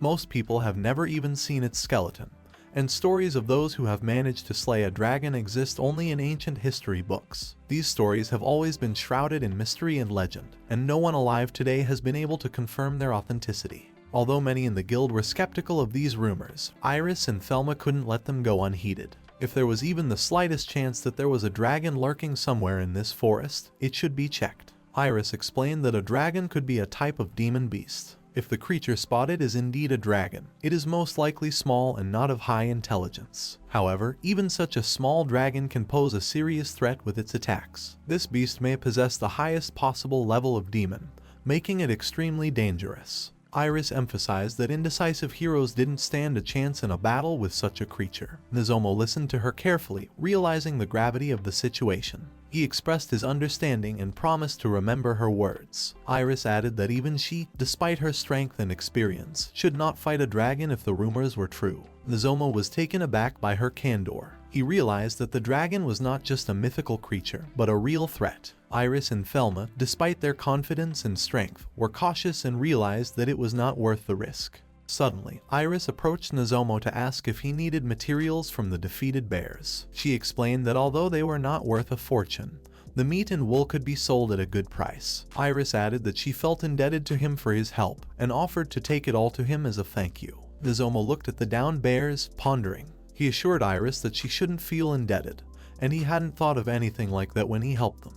However, after a brief pause, Nozomu agreed to take some meat. Iris, smiling, suggested that Nozomu return to town with them, but he, after a little thought, replied that he would return tomorrow. Iris expressed understanding and thanked Nozomu once again for his help. Her eyes sparkled with gratitude and a smile lit up her face. Thelma, who was standing behind her back, thanked him embarrassedly, hiding her gaze and trying to hide her excitement. Nozomu, who was feeling a little uncomfortable, assured them that the help had been rendered without any problems, and that he too would be leaving soon. He asked them to be careful on their way back. Iris and Thelma began to back away in one direction, while Nozomo headed in the other, pondering the strange encounter and what lay ahead. Walking down the path, Iris suddenly stopped and looked at Thelma. She noticed that her friend was not behaving as usual. Iris knew Thelma didn't get along with guys, but her shyness and embarrassment were unusual. She asked Thelma what was wrong and why she was acting like this. Thelma looked at Iris and struggled to gather her thoughts and apologized for her behavior. She revealed that she had heard many bad things about Nozomo. He was rumored to be cheating on Lisa and liked to play around with girls. She added that if these rumors were true, she and Lisa grew up together and Lisa fell in love with him. But Nozomo was only interested in her body. Iris, listening to Thelma's story, realized that all these rumors were about Nozomo. Her thoughts wavered between what she had seen today and what she was hearing now. The Nozomo she had seen was brave, determined, and willing to help despite the danger. He didn't look like a man capable of such terrible acts. Her heart wavered, and she tried to find the truth among the conflicting information. Thelma continued that despite everything, she was still a little frightened when she heard these rumors. Iris, looking reassuringly at her friend, assured her that if they met Nozomo again, she would have a chance to apologize to him for her suspicions. She asked Thelma not to think about it too much and not to let rumors affect her opinion of people. Meanwhile, Nozomo, left alone, continued walking down the path, thinking about what had happened. He felt his inner doubts and anxieties engulfing him again. Nozomo approached Shino. His steps were quick but sure. When she noticed him, a slight smile appeared on her face, but her eyes sparkled with hidden anxiety. She noted that he was a little late, and with a note of irony asked if he thought the opposite sex dominated him. Nozomo, not understanding the hidden meaning of her words, asked why she seemed angry with him.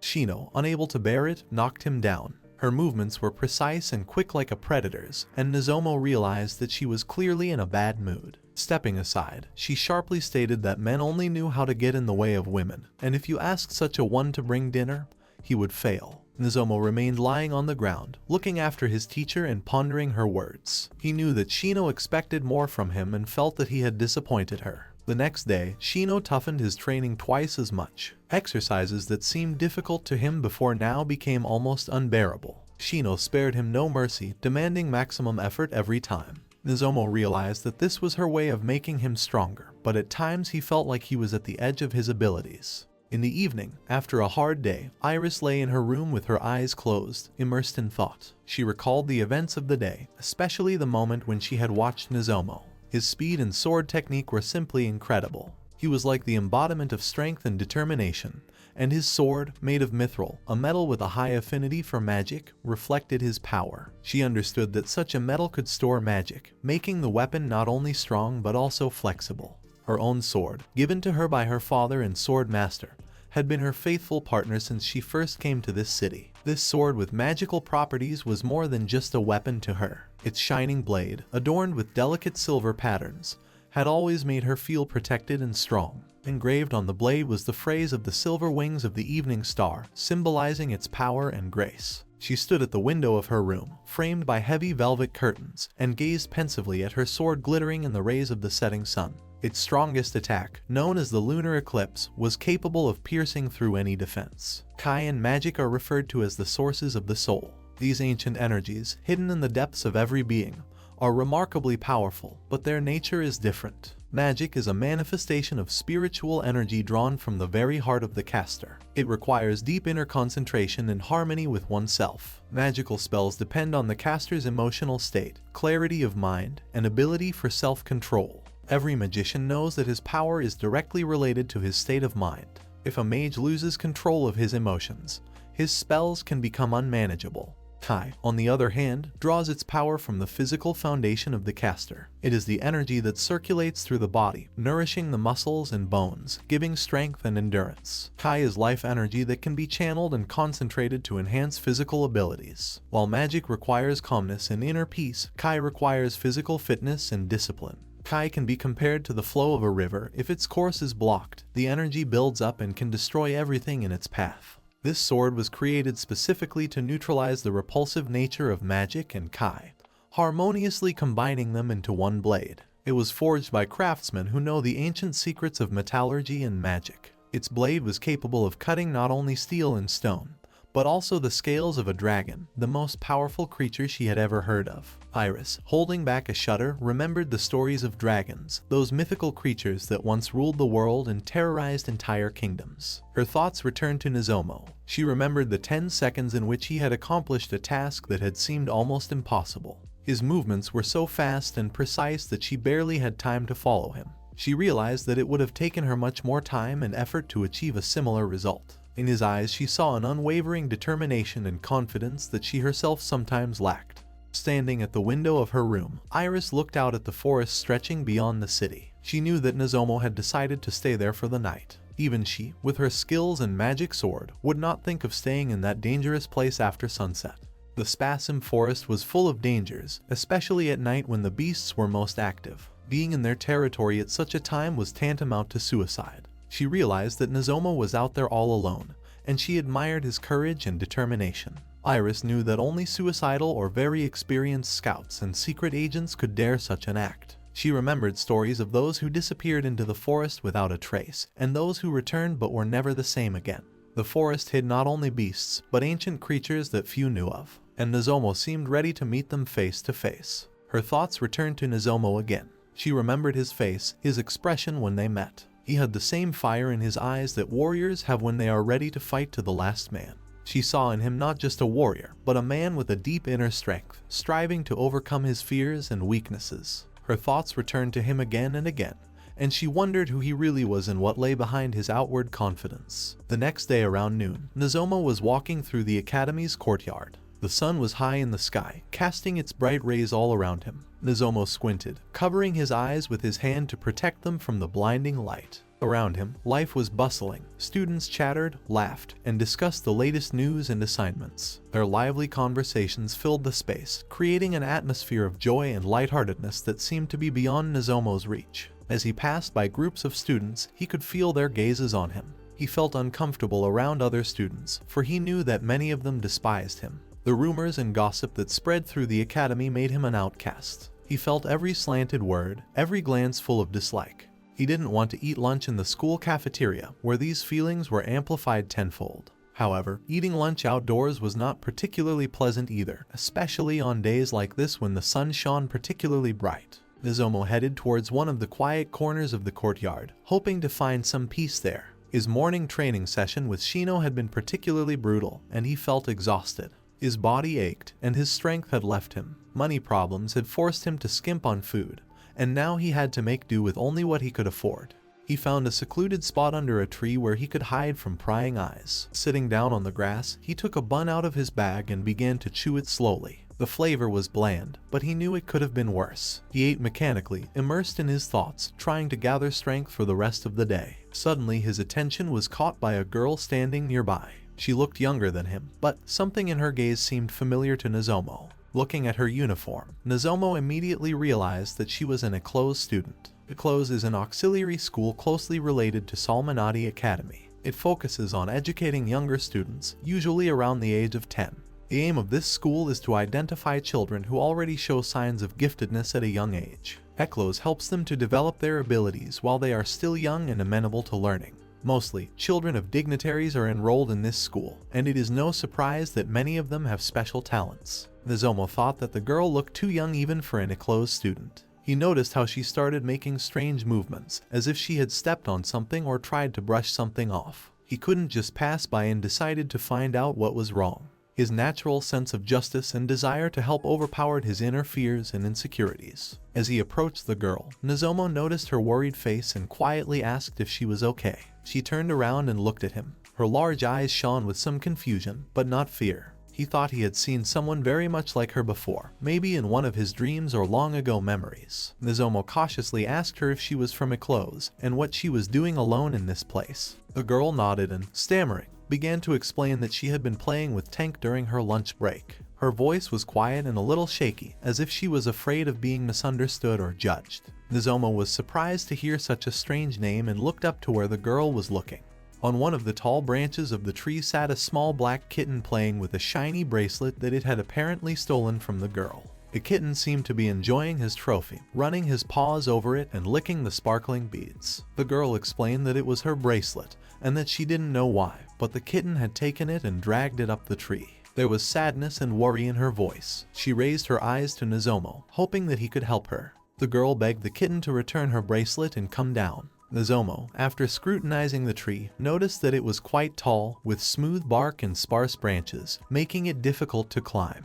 He rolled up his sleeves, realizing that even for him, experienced in climbing trees, it would be a challenge. However, determined to give it a try, he started his way up. His experience in the forest often required him to be able to climb trees to hide from monsters or find rare ingredients for training. The familiar movements helped him quickly reach the desired height. Once not far from the kitten, Nozomu gingerly reached out his hands to the small animal, trying to calm it down and take the bracelet. However, the kitten hissed at him, showing its tiny but sharp teeth. The next second, the kitten lunged at Nozomu, beginning to scratch and meow loudly. Nozomu, despite his efforts, received several painful scratches. Grabbing the kitten, he felt it twitching in his hands, trying to free itself. The struggle continued, and the kitten, at one point, managed to break free, taking the bracelet with it. At that moment, an unfinished bun fell out of Nozomu's pocket, falling to the ground. The cat stood on the branch, its green eyes sparkling with mischief, and its tail flicking from side to side like a predator playing with its prey. He was clearly enjoying his antics, holding a shiny bracelet in his teeth. Nozomu looked at the cat and realized that because of this little animal, he was left without lunch,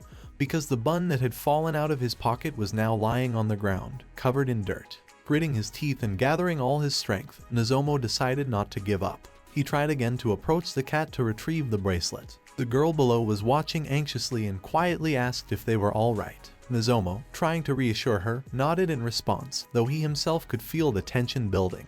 In the next second, Nozomu made a decisive leap towards the cat. However, he miscalculated his strength and trajectory, and his feet slipped off the smooth bark of the tree. At the moment when he felt himself losing his balance, the cat, as if mocking him, gracefully jumped off the branch and landed directly on the girl's hands, holding the bracelet in its teeth. Nozomu was falling, and it was a terrible sensation. It was as if time had slowed down, and he felt the air whistling in his ears as his body rapidly approached the ground. The impact was strong, and pain immediately pierced through his body. Lying on the ground, he lost his orientation for a moment, but after gathering his will into a fist, he looked at the girl. She, standing with the cat in her arms, was looking at him worriedly. When she asked him if everything was all right, Nozomu nodded with an effort, trying to smile to reassure her. The kitten, meanwhile, was nestled snugly in her arms, the bracelet dangling from his neck like a precious piece of jewelry. Nozomu stood up, feeling every muscle aching with pain,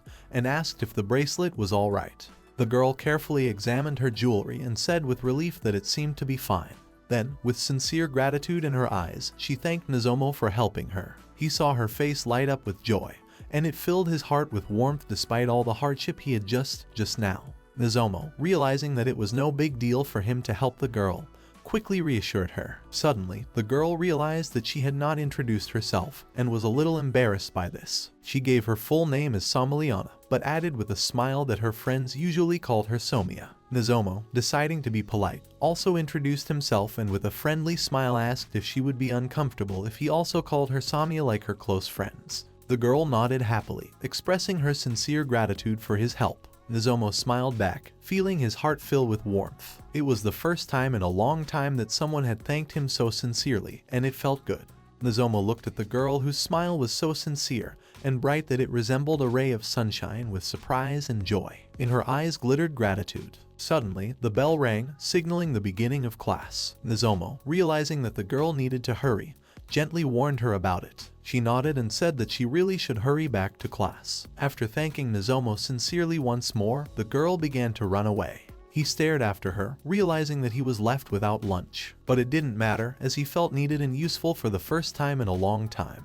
Later, Nozomu watched as Professor Henryward stood before a crowd of students, speaking about ritual magic, one of the oldest and most powerful forms of magical art. Nozomu chose a seat in the corner, away from everyone, and listened intently to the lecture. The professor explained that if the students listened carefully and followed the instructions exactly, they would have no problem mastering the material. However, for those with no magical skills at all, the subject would present a considerable difficulty. Henryward pointed to the magical altar set up in the center of the classroom and explained that today, the students would be creating their own altars. Once the constructs are ready, they will need to use spells to channel magical power into the center of the altar. This will cause a burst of magic, the strength of which will depend on each caster's natural magical abilities. The magic will be based on the spell chosen. Whether it is a beam of light or a jet of water, the reaction will be appropriate. The professor also emphasized that the correctness of the magic circle is key and depends on the caster's skills. The caster's skills in magic were a crucial factor in the creation of ritual altars, and this was evident to Nozomo from the first minutes of class. He tried to imagine what it would be like to feel magical energy, to control it, but it remained an unattainable dream for him. He knew that Mars was the real lucky one. The one possessed both Kai and magic at a very high level, making him almost unique. Ordinary people like Nozomo possessed either the ability to Kai or magic, but rarely both at once and certainly not to an equal degree. People like Mars who could effectively use both Kai and magic were less than 1%. And those who could use them simultaneously were a rarity, almost a myth. All the students' gazes were fixed on Mars as he displayed his impressive skills. They were discussing how incredible his skill level was. Someone in the crowd remarked that before coming to the academy, Mars was known as a rowdy guy who was often involved in street fights. These skills he carried over to the academy, where his natural aptitude for combat and magic was displayed in all its glory. Nozomo, sitting in the corner of the auditorium, pondered his fate. His abilities were suppressed, and it prevented him from fully participating in magic classes. He often wondered why fate was so unfair to him. He wished he could be just like Mars, free to use magical skills, but instead he had to settle for little. However, he was now determined to make up for lost time and tried to attend all lectures. Even if he couldn't actively participate, he would sit, listen, and learn. No grades were given to him, but he knew that the knowledge he was gaining would be useful to him. Salmonati Academy focused on students with outstanding talents, giving them more privileges and opportunities. The higher a student's ability level, the more doors were open to them. Such students had access to better teachers, better equipment, and could even participate in special missions. Suddenly, Nozomo's gaze fell on Iris, who was standing in the middle of the field, surrounded by a group of students. She stood out among the others not only because of her statuesque figure and pitch-black hair, but also because of how confident she held herself. Her bright green eyes shone with determination and inner strength, making her even more noticeable and imposing. Iris was known at the academy not only for her skill in magic and martial arts, but also for her charm and kindness. She was a leader, an idol to many students, and her opinion carried weight. Next to her stood another girl, also attracting attention with her exquisite beauty and grace. Her long blonde hair fell over her shoulders in soft waves, and her blue eyes shone with calmness and wisdom. At some point, as Nozomo looked closer, he realized that this was Lisa, his first love. His heart twitched. Memories came over him in a wave, making him forget everything around him for a moment. The classes with different levels and their training locations were clearly separated, allowing students of different ranks to train according to their skills and abilities. Nozomo, as a sophomore with rank 10, always hoped that he would never run into Lisa. It had been over a year since he had last seen her. Once they had promised each other a future together, their relationship full of hopes and dreams. Now, standing on the edge of the training field, Nozomo looked at the scene in front of him with sadness and nostalgia. Nozomo watched Iris and Lisa's duel with bated breath. He saw Lisa rushing towards Iris like a deadly whirlwind. Her movements were incredibly fast and precise. She was firing ghostly projectiles that were flying towards Iris with the speed of bullets. But she stood still, with unwavering calmness, as if she knew her opponent's every move in advance. Lisa came at her with the fury of a hurricane, but Iris skillfully dodged every blow, keeping up the furious pace of the battle. Her natural skills allowed her to move with such grace and precision that it seemed as if she were dancing in this deadly waltz. Nozomo couldn't take his eyes away, marveling at her skill and coolness. Lisa seemed to possess absolute superiority in battle. Her confidence and strength were astonishing. Nozomo scrutinized Lisa's every movement, her confident wielding of the sword causing him to admire her. Every step she took, every swing of her blade was precise and lightning fast, as if she was the embodiment of martial arts. Nozomo could not tear his eyes away from this sight, and in the back of his mind, he wondered if Iris had any chance against such power. It seemed that Lisa was invincible, her attacks leaving no chance for a counterstrike. But suddenly, like lightning, Iris struck back. Her sword flashed through the air, and Lisa barely had time to defend herself. Nozomo was stunned. How could Iris attack so quickly and accurately? At that moment, it reached him. Iris had mastered the art of using skills without casting spells. It was something incredible beyond his comprehension. She was simultaneously fighting with a sword and using magic. Her sword was clearly not a simple weapon. Iris used chains to attack Lisa's legs, forcing her to lose her balance. At the same time, a black fog began to thicken around Lisa, robbing her of her ability to see. It wasn't just a fight, but a true magical duel. Iris skillfully combined physical attacks with magical ones, creating a deadly combination. Her blows were precise and ruthless, each swing of her sword accompanied by a magical effect. Nozomo realized that Iris was using magic to poison Lisa, weakening her with each passing moment. This duel resembled a clash between two titans. Iris, with her incredible skill, confronted Lisa, who until that moment had seemed invincible. The fight continued and the girls blocked each other's blows without taking a step back. Lisa's every attack was swift and precise, creating strong gusts of wind in the arena, as if nature itself was responding to her movements. As she moved, her figure blurred into quick and elusive reflections, making her even more dangerous and unpredictable. It was a ruthless struggle in which every second could be decisive. Iris, on the other hand, held herself firmly and confidently, her eyes focused and her movements smooth and polished. She countered Lisa's every attack with grace and strength, as if her body and magic were one and the same. Iris seemed to be in perfect harmony with herself and the world around her. Suddenly, Nozomo noticed Iris slowing down and moving away from her rival for a moment. He knew that this was no accident. Iris was about to use something special. In the next second, Iris took advantage of this pause and used fire magic. Flashes of flames burst out from her hands and enveloped Lisa, scorching the air around her. Lisa screamed, ordering Iris to stop, but the fire did not subside. This spell was not the most powerful of the mage's arsenal, but its power was comparable to the gusts of wind that Thelma used in her attacks. The flames ran rampant, surrounding Lisa on all sides, creating unbearable heat and blinding light. Iris didn't stop, her eyes burning with determination, and she continued to direct the fire at her rival. When Iris finally completed her attack, the ground between her and Lisa looked like a field after a battle. Black from the fire, charred and cracked, it was a reminder of the clash that had just occurred. The smell of cinders and scorched grasses wafted around. The air was electrified, as if nature itself was shuddering from the power of the magic Iris had just unleashed. Nozomo stood at a distance, shocked by what he saw. He could never have imagined that someone of his age was capable of such destructive actions.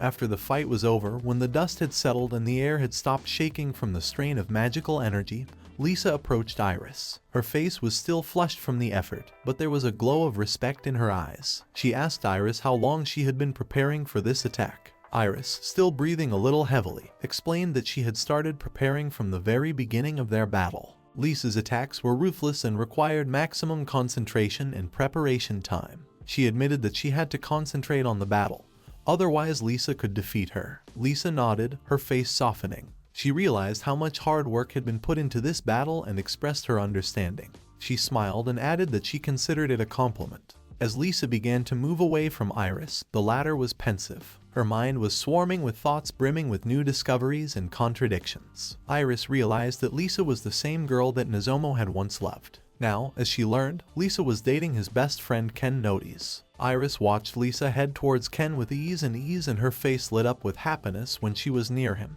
Iris herself couldn't say that she knew them personally, for it would be foolish to judge people she didn't know at all. However, seeing them together evoked a certain emotion in her. Iris shifted her gaze to her blade, which was now calm and still. She reflected on the battle that had just ended. If only she could have launched her attack a little earlier, things might have turned out differently. It usually took her about 10 seconds to summon that powerful attack, but Nozomo had managed it in a second that time. She couldn't find an answer to how he was doing it. His ability to apply magic skills so quickly was something incredible. Suddenly, Iris noticed Nozomo in the window. He was standing nearby and seemed to be watching what was happening. Hopefully, she waved her hand at him, hoping that he would notice her and come over. But Nozomo, after casting a fleeting glance, walked past, disappearing from sight. A feeling of disappointment arose in Iris's heart. She realized that Nozomo had simply ignored her. It made her wonder what was going on in his mind. At that moment, Thelma, her friend and companion, approached her, holding an elixir in her hands. Thelma was always there when Iris needed support. She smiled and held out the elixir, and Iris gratefully accepted it. Iris took a few sips, feeling the cool liquid refreshing her after the intense battle. Iris and Thelma stood watching the next battle that was unfolding on the training field. Iris usually preferred to watch her classmates sparring from the sidelines, finding it fun and a source of valuable lessons. It became her habit to study other people's moves and techniques so that she could use them in her own training. Iris realized that the ability to observe and analyze was just as important as practicing on the battlefield. Suddenly her gaze fell on the window, where she noticed Ken's figure. Thelma, noticing the change in her friend's facial expression, asked if she was all right. Iris nodded and continued to watch the fight unfold before her. At this moment, Thelma, who was standing nearby, seemed immersed in her own thoughts. Finally, she turned to Iris and with some uncertainty in her voice, she expressed her desire to ask a question. Iris, noticing the seriousness on her friend's face, looked at her carefully, waiting for her to continue. Thelma gathered her courage and said that she wanted to know more about Nozomu's abilities. This question awakened in Iris a wave of memories and thoughts about the young man who had so often appeared in her thoughts. Nozomu, standing at the edge of the training field, was immersed in his gloomy thoughts. After breaking up with Lisa, his mind continuously returned to the same question: why did she leave him for someone else? This question drilled into his mind like a sharp blade, digging into his heart. Why did he force himself through this unbearable pain as if he were participating in some idiotic game where there were no winners and no consolation? Why couldn't he get stronger despite his best efforts and endeavors? Why not just give in to this pain and move on already, leaving behind everything that was causing the suffering? Thoughts like dark clouds were continuously circling in his head, not giving the slightest bit of peace. Nozomu could not find a single reason why he deserved this torment. These invisible chains, like steel shackles, bound his mind and soul, preventing him from moving forward. He came here even after a long and exhausting fight with his father, when he angrily told him never to come home again. This decision was his entrance into a dual reality where the pain in his heart eliminated itself by locking itself from within, creating a vicious cycle of misery and loneliness. Nozomu hadn't been like this before. There was joy, hope, and a desire for something more in his life. But now, despite his best efforts and constant hard training, there was no improvement. He tried his best, even tried to talk to Lisa, to ask her at what point things had gone wrong. But her look of disgust only made him suffer more. From then on, no matter what he did, he only tormented himself with an endless barrage of questions to which he could find no answer. The reality that confronted him seemed like an impenetrable wall, and he had no chance of changing it. Nozomu thought of Shino, remembering all their training together and her strict but fair instructions. He desperately needed her help to train even harder and reach new heights in his skills. Over the past few years, he had developed a dangerous habit of forcing himself to train more and more ruthlessly, as if trying to drown out his inner pain and doubts. It had become his only defensive reaction to his own imperfection and disappointment in himself. There was nothing left in his broken heart but a rigid discipline that helped him keep control of his emotions. He knew it was wrong, that this approach was only destroying him from the inside out, but he couldn't stop. Only through brutal discipline could he suppress his emotions and maintain the illusion of strength and confidence. Suddenly, reality burst into his thoughts, a little girl running straight at him, not noticing his presence and swooping down on him. In her hands was a black kitten that was struggling furiously. Nozomu managed to pick up the girl, preventing her from falling, and recognized that it was Samia, still with the same kitten he had helped her catch earlier. Samia was breathing heavily as she tried to calm the agitated kitten. She looked at Nozomu gratefully and smiled as she told him that the kitten had escaped during her afternoon practice. She explained that it must have noticed the open window and took the opportunity to go for a walk. Nozomu smiled back and remarked that since she was fine, he could continue with his business. He started to walk away, but suddenly Samia stopped him by pulling his sleeve. Nozomu looked at her in surprise, and the girl, slightly embarrassed, asked if they could meet tomorrow. Nozomu, a little confused, asked what she meant. Samia explained that he had already helped her twice and she would like to thank him for that. Besides, she would enjoy spending more time with him and talking longer. The girl looked at him with her big, hopeful eyes, and Nozomu thought about the fact that for the first time in a long time, someone had offered to meet him without any selfish intentions. He realized that if Samia socialized with him, she might start to be shunned or even mistreated like he was. Plus, he had obligations to Shino and the need to return to training after class. Nozomu remained silent, thinking over all the possible consequences. Samia, seeing his confusion, suggested that perhaps he didn't want to date. However, feeling guilty that he might have upset her, Nozomu, a little embarrassed, replied that he was busy after school, but they could meet for lunch. Samia rejoiced at his agreement, her face lighting up with joy. She said goodbye to him and started to run away, and Nozomu watched her, feeling a warm feeling inside. He wanted to stop her to say something, but did not have time, because the girl had already disappeared around the corner. He didn't even have time to add a word, marveling at her energy and vitality. At night, Somiya stood outside in the courtyard of her house, raising her hands up and reciting the spell with dogged determination. The sky was cloudy, and a light breeze rubbed her hair as she tried to focus on the magic words. However, despite her best efforts, the spell did not work. Somiya stopped on the stairs, pondering why she wasn't doing well, why she wasn't as good as her older sister. It was at that moment that Iris began to descend the stairs. She noticed the pensive expression on Somiya's face and gently asked her what she was thinking. Iris, with a smile on her face, assured her that she was doing just fine and that she was just being too hard on herself. Somiya was happy to see her sister. She had always admired her abilities and wisdom. At this point, there were a total of 6 elements of magic known. The most common and frequently used were earth, wind, fire, and water. These 4 elements were the primary ones, and almost every magician had a connection to one of them. The other 2 elements were less common and were known as light and darkness. These elements required special compatibility, and not every mage could master them. A person's use of an element was determined by their natural connection to that element. However, lower-level spells could be learned without full compatibility, relying on the magician's willpower and concentration.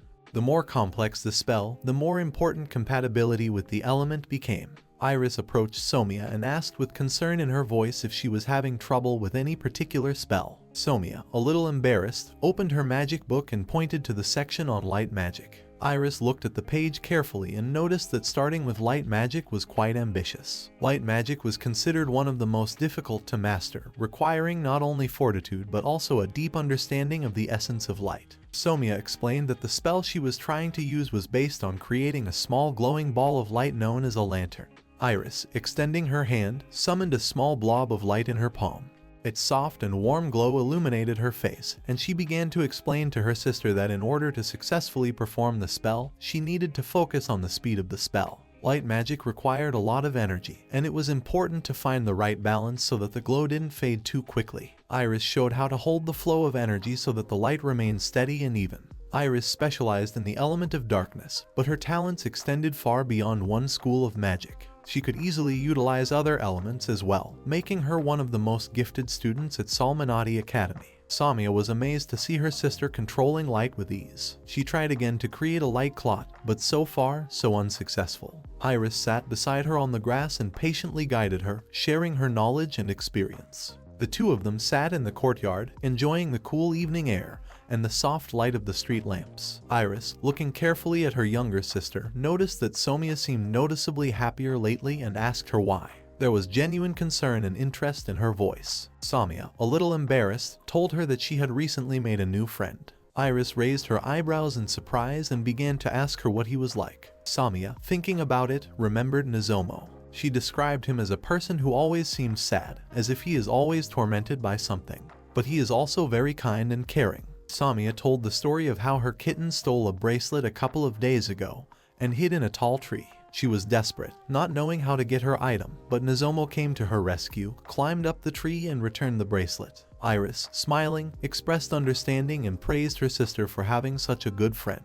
Somiya reflected on the fact that Nozomu clearly avoids socializing with people and he seems to be greatly disturbed by their conversations. He seems very sensitive and vulnerable, but she knows for a fact that he is a kind person, otherwise he wouldn't have helped her when she was in trouble. His actions spoke volumes despite his reticence and aloofness. Iris, smiling slightly, began to tell me that she too had recently met some interesting individuals. Among them, there was one person who particularly stood out from the rest. He was unlike anyone she had known before. Somiya, sensing her interest, began to ask Iris more about who it was and what was so special about him. Iris was immersed in memories of Nozomu, his sullen and sad expression that she had noticed during the training fights. His eyes were full of pain and despair, as if he carried the weight of the world on his shoulders. Iris couldn't understand why he had that look on his face, but a hunch that it might have something to do with Lisa made her think even deeper. She had never connected the 2 things before, but now, remembering the moments she had spent around Nozomu and hearing about their past, she began to realize that perhaps his condition was related to heartbreak and lost love. Lisa, Nozomu's first love, had left a deep mark on his soul. Their breakup seemed to have destroyed him from the inside out, leaving scars that didn't heal even after time. Iris only now realized that his presence in that place was not accidental. Perhaps he had come there to try to deal with his pain, to find some solace in training and fighting. He looked so broken, as if he had lost not only his love but the meaning of life. Iris shared her thoughts with Somiya, confessing that she honestly wasn't sure what Nozomu was really like. He always kept to himself, never talking to her or anyone else for long. It made him even more mysterious and hard to understand. She couldn't figure out his true nature, but something about him drew her in, made her want to know more. Somiya, after listening to her sister, noted that it was indeed strange. She was surprised that Iris was interested in someone who hardly ever spoke to her. Normally, Iris could easily find common ground with people, could talk to anyone, but with Nozomu it was different. His silence and aloofness were like a shield protecting him from the outside world, but at the same time arousing interest and a desire to penetrate beyond that protection. Iris began her story by recalling the moment when they were suddenly attacked. They were in the middle of the forest, busy with their investigation, when a man appeared out of nowhere. He moved so fast and gracefully that the monsters were chopped to pieces in a matter of seconds. His movements were so polished that Iris was certain even the most skilled swordsman she knew could not match him. She realized that there was a huge difference between magic and Kai, and although she was skilled in magic, she would never be able to move with such speed and precision as he. Somiya, listening to her sister, came closer, and while looking at her with admiration, she stated that she didn't even realize that there was someone who could be better than Iris. Iris smiled at those words, but then looked at her watch and noticed that it was getting late, and it was time for Somiya to go to bed. Somiya shouted that she wanted to talk more about the man, but Iris insisted that it was already time for the girl to go to bed. She explained that she needed to rest in order to grow up big and strong like herself. Somiya pouted and noticed that her sister was treating her like a small child again. Iris, unable to hold back a smile, admitted that perhaps she was. Iris smiled, her eyes sparkling with kindness and warmth, and she said softly that, in truth, she didn't know the man well enough to draw any conclusions about him. She suggested an interesting idea to Somiya, both of them not try to learn more about their new friends, and then exchange the information they gained and tell each other. Somiya happily agreed, her eyes shining with anticipation. Hugging her book as if it was her most precious treasure, Somiya began to climb the stairs to her room. Iris stood at the bottom, escorting her with her gaze, and suddenly felt her eyes fill with tears. She realized how little Somiya was still, and how much she had to go through. Memories of Somiya being born prematurely swept through her mind like a storm. Their mother was gravely ill and died during childbirth, leaving Iris alone to care for her little sister. Since then, Iris fought for her life day after day, taking on the role of mother and protector. She remembered how she made the decision to protect her baby sister from all troubles and become the head of the Franchild family. Even when she was only 6 years old, she already knew that this was her calling. Iris began to master the art of sword wielding with such fury and diligence that her training became something between a ritual and a survival fight. Every movement was calibrated to the smallest detail, every fall teaching her to get up even stronger. She overcame every obstacle that came her way with a tenacity that any warrior would envy. Her heart burned with determination to fulfill her family's expectations, to be the leader they were waiting for. Nothing could stop her from fulfilling her noble duties as head of the Franchild family. Iris never looked for love like other women her age did. Her heart was occupied with dreams of battle feats, of becoming the strongest. She wanted only one thing, to wield sword and magic at the highest level. And now she was truly the best in her class, earning the respect and admiration of her classmates and teachers. Standing under the starry sky, she reflected on how much labor and effort she had put into her development. She had achieved the position she had once only dreamed of, and she was proud of it. She wanted to understand why Nozomu was so desperate to support Lisa despite all the rumors and condemnations that hovered around him. Her mind was filled with thoughts of why people thought he was the ultimate scumbag who had betrayed the love of his life. After all, everything pointed to the fact that he had wholeheartedly and selflessly supported her in everything. In her mind, these thoughts were forming into a kind of drama from a book that had so many contradictions and understatements. Iris tried to understand how two people who had once been inseparable could suddenly drift apart so abruptly. She had the feeling that something very important had been left out of the picture, that there was some hidden truth that explained Lisa's cold attitude toward Nozomu and the constant rumors surrounding him. She thought about the fact that perhaps the quarrel between Nozomu and Lisa was much deeper and more complicated than one might suppose. This experience that Nozomu went through created in him a constant and unquenchable desire to change. His every movement, every effort, every muscle strain, all spoke of his persistent attempts to become a better person. You could see glimpses of his endeavors on his body, the scars he'd gotten in countless training and fights, the lines of tense muscles that spoke of the stamina and strength he developed every day. Iris wondered what kind of training he subjected himself to in order to achieve such strength and prowess in combat. These thoughts kept her in suspense. The next day, Nozomu and Samiya sat on the grass under the shady trees. A light breeze rustled the leaves affectionately, creating a calm and peaceful atmosphere. Samiya was enthusiastically telling Nozomu about how her sister had insisted on her going to bed early last night, claiming that it would help her grow up sooner. Samiya, pouting her lips, indignantly declared that she was no longer a small child and could decide when to go to bed. Nozomu, with a slight smile on his face, pointed out that she was only 10 years old, and by all standards she was still a child. Samiya, slightly offended, noticed that Nozomu spoke just like her sister, which made him feel inwardly uncomfortable. Realizing that he might have hurt her feelings, Nozomu immediately apologized, trying to soften his gaffe. On the continent of Arkmill, adolescence began at the age of 15, and until then, children were considered very young. Nozomu asked Samiya with interest if her sister was a student at Salmonati Academy, since he was a second-year student himself. Samiya, smiling, remembered that Nozomu was also a student, and asked admiringly what it was like to study at the academy. Her eyes lit up with curiosity as she added that it must be really cool. Nozomu thought for a moment, and then said he wasn't sure if that was really the case. Showing his black badge, Nozomu explained to Samiya that he had the lowest rank, meaning limited abilities and resources. Samiya, seeing the badge, stated with a smile that then she and him really looked alike. She explained that she is not as good as her sister who excels in everything she does, for she is only trying to find her place in this world. Nozomu noticed so much joy and optimism in her eyes that it made him smile warmly. He realized that this girl had incredible inner strength despite all the hardships and challenges she had to overcome. Nozomu noticed the bracelet on Samiya's wrist and asked interestedly what it was that looked so expensive and meaningful. Samiya proudly told him that this bracelet has been passed down in her family from generation to generation. It is a symbol of their family bond and unity even when they are far apart. She explained that the bracelet reminds her that despite distance and time, they will always be together. She recounted that this bracelet had been locked away in one of their family's old warehouses for a long time, hidden from view. It was kept there as an heirloom, passed down from generation to generation, and every member of the family knew of its significance and power. Last year, on her birthday, her sister decided to give it to her. The gesture was filled with deep symbolism and love. The bracelet was a reminder to her of her family, her roots, and that no matter what happened, they would always be together. It was a symbol of their unbreakable bond that she wore with pride and awe.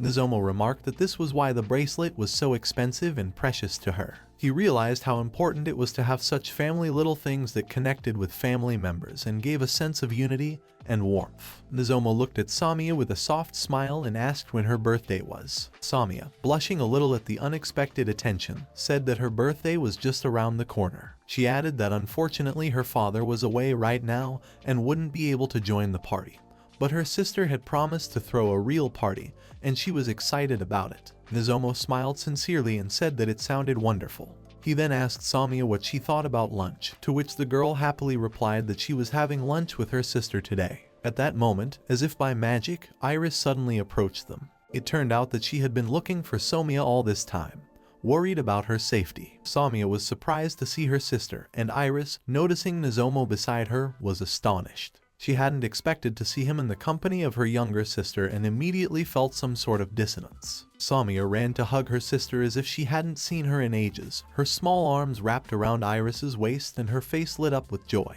Iris looked at Nozomu with tenderness and warmth as she hugged her sister, her eyes reflecting slight surprise and interest. With a soft smile on her lips, she quietly said that she didn't expect the new friend that Samiya had talked so much about to be Nozomu, causing him to be slightly embarrassed. Those words caught Samiya off guard, and she looked at her sister in surprise, asking her if she knew Nozomu, her voice sounding with a note of bewilderment. Nozomu was also surprised and confused at the same time, realizing that he still hadn't tied all the details together, and his thoughts were flitting between past and present. He suddenly realized that Samiya had never once said her last name, and it was only now when she said it, Franshield, that all the pieces of the mosaic came together in his mind. In the same instant, the puzzles came together in Nozomu's mind. He remembered her bracelet, which could not belong to an ordinary person, her stories about her sister, his peer with black hair. He didn't understand how he could be so blind and not see the obvious. Nozomu felt foolish realizing that these details had been before his eyes all this time, and now he was overcome with embarrassment.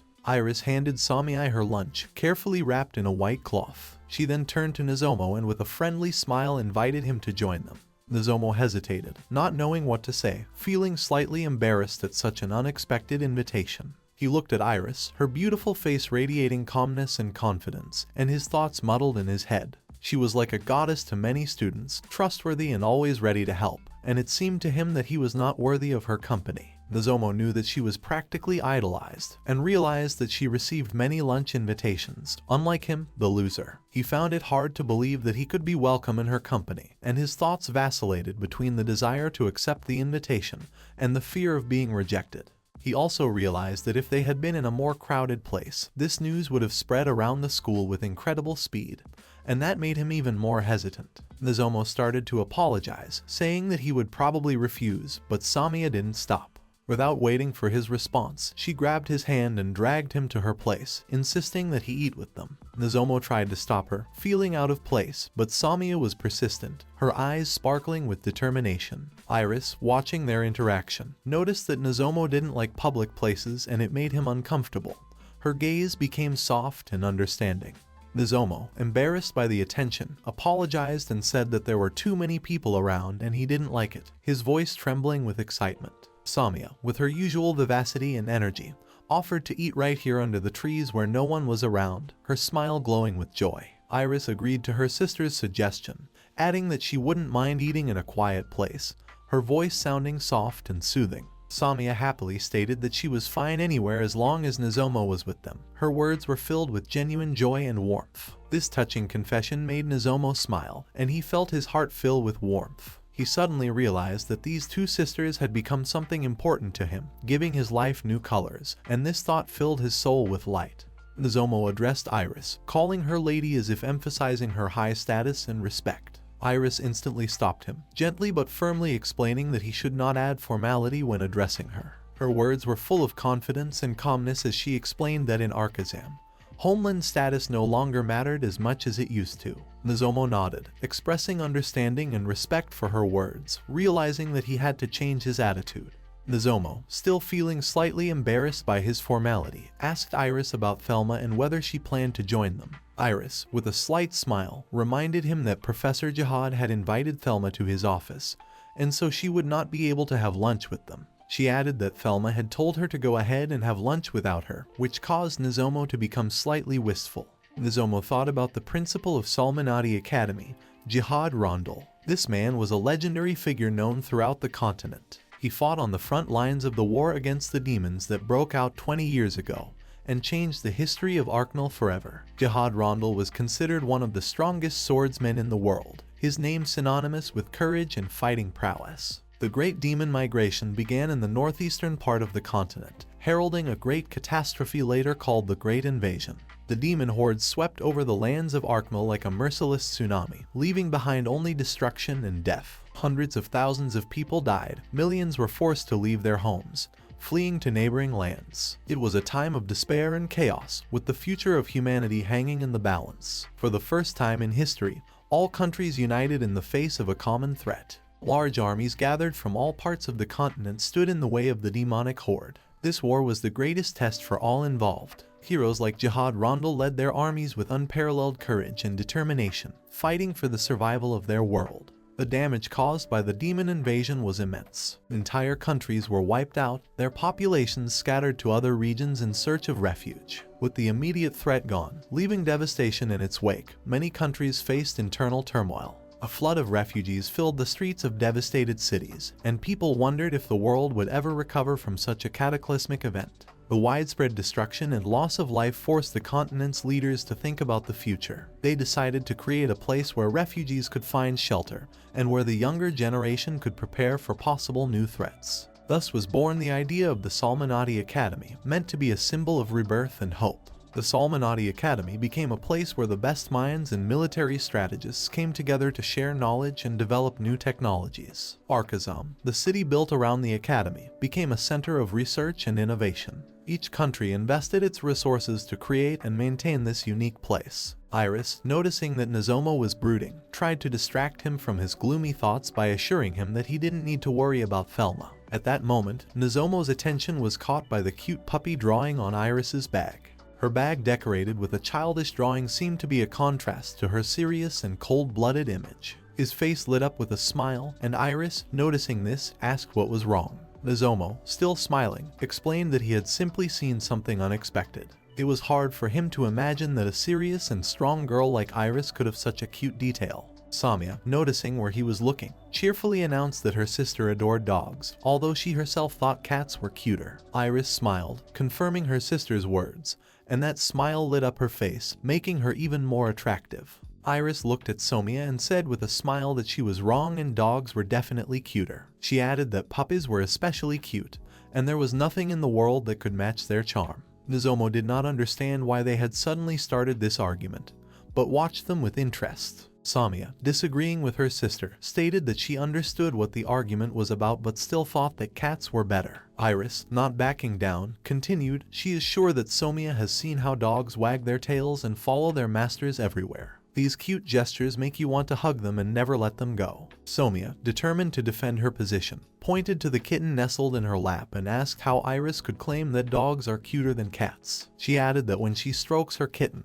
it purrs and makes the cutest sounds she has ever heard. Nozomu, sitting off to the side, watched this lively conversation with a slight smile. He was amazed at how easily and casually they were talking, as if they had forgotten everything in the world. Suddenly, Iris came to her senses and, embarrassed, apologized to Nozomu for getting a little carried away with their argument. She suggested that Samia continue the discussion tomorrow. Samia, beaming with happiness, declared that tomorrow they would have a grand meeting called Cats vs. Dogs, and she was sure that this time they would finally find out who the winner was. At that moment, Samia turned to Nozomu and looked at him with interest and asked him how they met Iris. Nozomu embarrassedly mumbled that they met by chance. He felt his cheeks begin to blush, trying to avoid unnecessary attention. He wasn't used to talking about his chance encounters and exploits that might be appreciated by those around him. Iris, catching his embarrassment, looked resolutely at Samia and explained with a smile that this young man was capable of destroying a demonic bear in less than 10 seconds. She told this with such pride as if she was talking about her own accomplishment. Samia suddenly realized that all the amazing stories Iris had told her in the past few days were about Nozomu.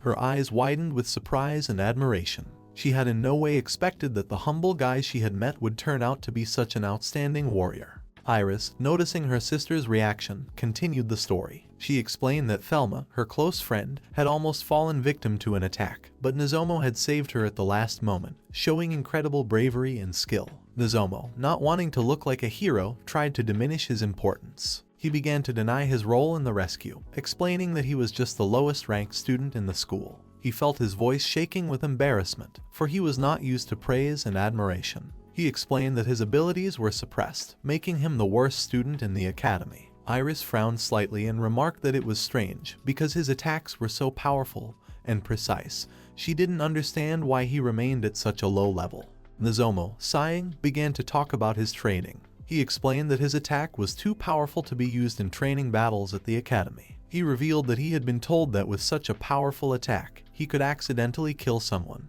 That was why he had to train to the limit of his abilities. He told how every morning and evening he practiced, striving to reach the limit of his strength. But even with such efforts, his magical abilities were not enough. He explained that with so little magical energy, he could only perform an attack once. Nozomu continued, explaining that due to his insufficient Kai handling skills, many magic techniques and methods were inaccessible to him. He felt his voice growing quieter, for he realized that his efforts often seemed futile. Iris, looking thoughtfully at Nozomu, reminded him that he had once said that when he used any enchantments, he was only able to attack with 1 or 2 Kai blades. Her gaze read a mixture of surprise and concern. She asked why he shouldn't join a group. After all, it was always easier to overcome difficulties in a group.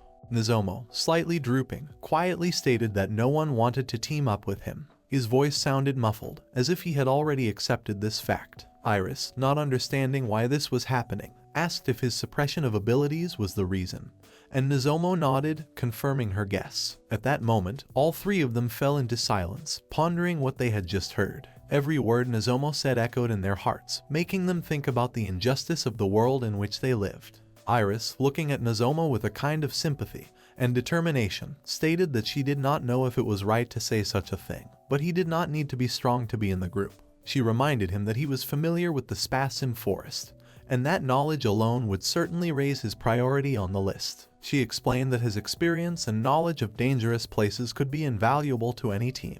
Nozomo, embarrassed, asked why she thought that. Iris, gathering her thoughts, explained that after he had left her and Thelma in the forest, he had gone deeper into the thicket, alone. It was brave and dangerous. She explained that it definitely meant that he had spent the night in the forest, and the Spasm forest was an incredibly dangerous place, filled with demons and other creatures. There was respect in her voice. For all intents and purposes, the forest is no place for someone inexperienced and unskilled. Nozomo wouldn't tell them, but he actually stayed the night at Shino's place. It was one of the safest places to stay in the forest because Shino was a dragon-class adventurer, and her abode was an impregnable fortress for any creatures. However, Nozomo had spent countless nights in the forest when Shino kicked him out. He knew every path, every danger, all because of Shino, who sometimes kicked him out into the forest at night to make him stronger and tougher. Iris, looking at Nozomo carefully, asked him a question that had been bothering her for a long time: why he hadn't joined any group. She cautiously wondered if perhaps the reason was his painful breakup with Lisa,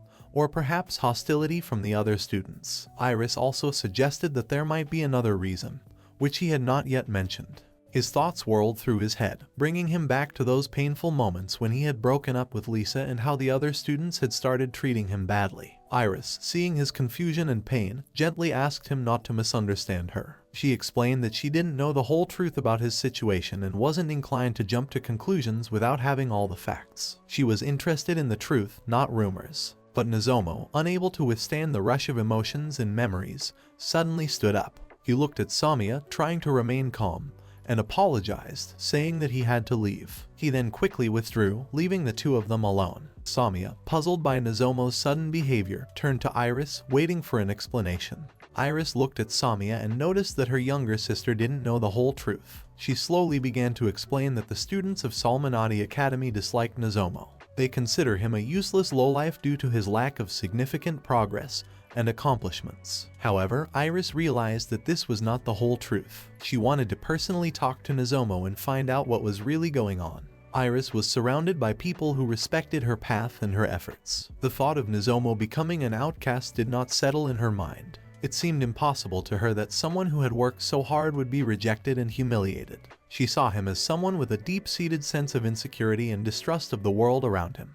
These traits were characteristic of those whose hearts had been broken into small pieces. All Iris wanted was to get to know Nozomo better. After all, he had saved her friend with an attack she had never seen before. She wanted to tell him that she didn't believe the rumors about him and that he deserved better. But his reaction to her words came as a surprise to her. It was the first time her words had been rejected by someone, and it hurt her more than she could have expected. Iris realized that she hadn't thought about his situation, and was unprepared for this outcome. Perhaps she had said too much and done something wrong. She decided that she needed to apologize to him and try to mend their communication. Nozomo walked through the dense forest surrounded by century-old trees and dense bushes, his footsteps muffled by the soft carpet of fallen leaves. The branches of the trees overhung him, creating dense shadows through which only occasional rays of sunlight broke through. He walked slowly, absorbed in his thoughts, and felt his heart grow heavier with each step. It had become a habit for Nozomo to run away from reality, to seek solitude in the forest, where he could forget himself in the silence and tranquility of nature. Part of his soul was still reaching for the academy, wanting to go back and find out what Iris was going to tell him. These thoughts tormented him, causing internal conflict. But he knew he needed to distract his thoughts to get rid of the pain that constantly plagued him. As he passed by the other disciples who had gathered in the forest clearing, Nozomo involuntarily listened to their conversations. Their voices were full of joy and carefree, something he hadn't experienced in a long time. They were discussing their upcoming exams, practice battles, and weekend plans. But as soon as he got closer, the conversations fell silent and a tense expression appeared on the faces of the students. Lisa was not the only one who turned her back on Nozomo when rumors began to circulate around him. These rumors quickly spread throughout the academy, and most of his friends turned their backs on him without hesitation. They didn't bother to find out the truth or give him a chance to explain himself. Nozomu felt that they all appeared to be the same, willing to believe the worst and turn their backs on him in a difficult moment. Suddenly, Nozomu realized that the group of people he was passing by consisted of Lisa, Ken, and their mutual friend. Lisa was sitting in the center, and her eyes widened in surprise at the sight of Nozomu, as if she had not expected to meet him here. The girl standing next to Lisa cast a look of disdain and ill will at Nozomu, her lips curved in a sneer. Ken noticed Nozomu and greeted him, which in Nozomu's mind immediately triggered painful memories of seeing Ken and Lisa smiling and walking together after their breakup. That scene caused him unbearable pain, like a knife in his heart. Nozomu nodded in response to the greeting, and noting that it had indeed been a long time since their last meeting, his gaze shifted to the girls. Camille Wuanos, who was standing next to Lisa, couldn't stand it and exclaimed that he dare not speak to them as if they were close. Her voice sounded harsh and cold, like the blow of a whip. She added with a venomous grin that she was surprised Nozomu was still attending this school. Camille was Lisa's first friend after her arrival at the academy. Camille was also Nozomu's friend during her first year, but when rumors began to spread, she was the first to turn her back on him, doing so with extreme cruelty. Lisa, without hiding her disdain, looked directly at Nozomu and coldly asked what he needed. Her voice sounded as if he was nothing to her, not worthy of attention. Nozomu remembered the countless attempts he had made to prove his innocence, how his every word had been in vain, and everyone around him had rejected his requests, refusing to believe he was right. His heart gradually began to grow cold, as if an icy shell was enveloping him from the inside. He tried to explain himself, to clear up this misunderstanding, but no one would let him speak or justify himself. At some point he gave up, deciding that there was no point in fighting for the truth anymore. He began to hide the pain deep inside himself, sinking into an abyss of despair that grew deeper and darker each day. Each day his heart became more and more closed and his soul sank into hopelessness. He began to lose faith that he could make a difference, that his life could get better. Giving up on the idea that he could do things right at all, he focused on working to restore his state of mind, trying to find solace in training and self-improvement. But even these efforts seemed futile, as if he was hitting an invisible wall that threw him back every time, making him feel helpless and worthless. Nozomu looked at Lisa and tried to ask how she was doing, but his voice was cut off halfway through. Her presence was causing him to feel a flurry of emotions tearing at his soul. Pain and resentment mixed with a desire to regain a lost relationship swept over him like a storm. He gathered his strength and tried to speak to her again. Lisa, noticing his attempt to move closer, stopped him abruptly. Her face contorted with anger, and she ordered him not to come any closer. She declared that she could not even look at him and demanded that he disappear, get away, and never come back. Nozomu froze in place, his body paralyzed with pain and confusion. He didn't know what to do and felt his heart being torn to pieces. Lisa, seeing that he wasn't leaving, stood up and with one last glance, headed in the other direction. Her contempt and disgust were obvious, and it was unbearable for him. At that moment, Camille approached Nozomu, her face contorted with anger. She pushed him to the ground with force, and he felt his body hit the cold, hard ground. Camille angrily asked if he could see how upset Lisa was, and added that he was a scumbag who had yet to be found. Nozomu remained sitting on the ground, his body trembling with pain and humiliation. Ken and Camille followed Lisa, leaving Nozomu alone. He felt tears coming to his eyes, but held back, not letting them spill. The pain he felt at that moment was unbearable, tearing his soul apart. He stood up and, gritting his teeth, ran toward the woods, his steps heavy and uncertain. His mind was clouded with suicidal thoughts. Memories of meeting Iris and confronting Lisa tormented his heart. He ran faster and faster, trying to escape from his feelings and find some relief in movement. Meanwhile, Shino, climbing the trees, was pondering about the fact that she still couldn't find anything to eat. Her thoughts were busy searching for sustenance when she spotted Nozomu rushing through the forest. Nozomu could no longer contain his emotions and felt his heart being torn apart. He stopped and looked at his compass. The hand was spinning frantically, which was very strange and alarming. He realized that this was not a good sign, for the direction took him deeper and deeper into the forest, into the heart of danger. The forest was full of demonic beasts, and this was the first time his compass had shown such a failure. He decided that it was probably due to the weather conditions, but he still couldn't shake off the feeling of unease. After looking around, he realized that this place could barely be called safe, but he decided to wait it out here, build a shelter, and wait for the fog to leave. He began to build a shelter to wait for the fog to leave and climb a tree to come to his senses.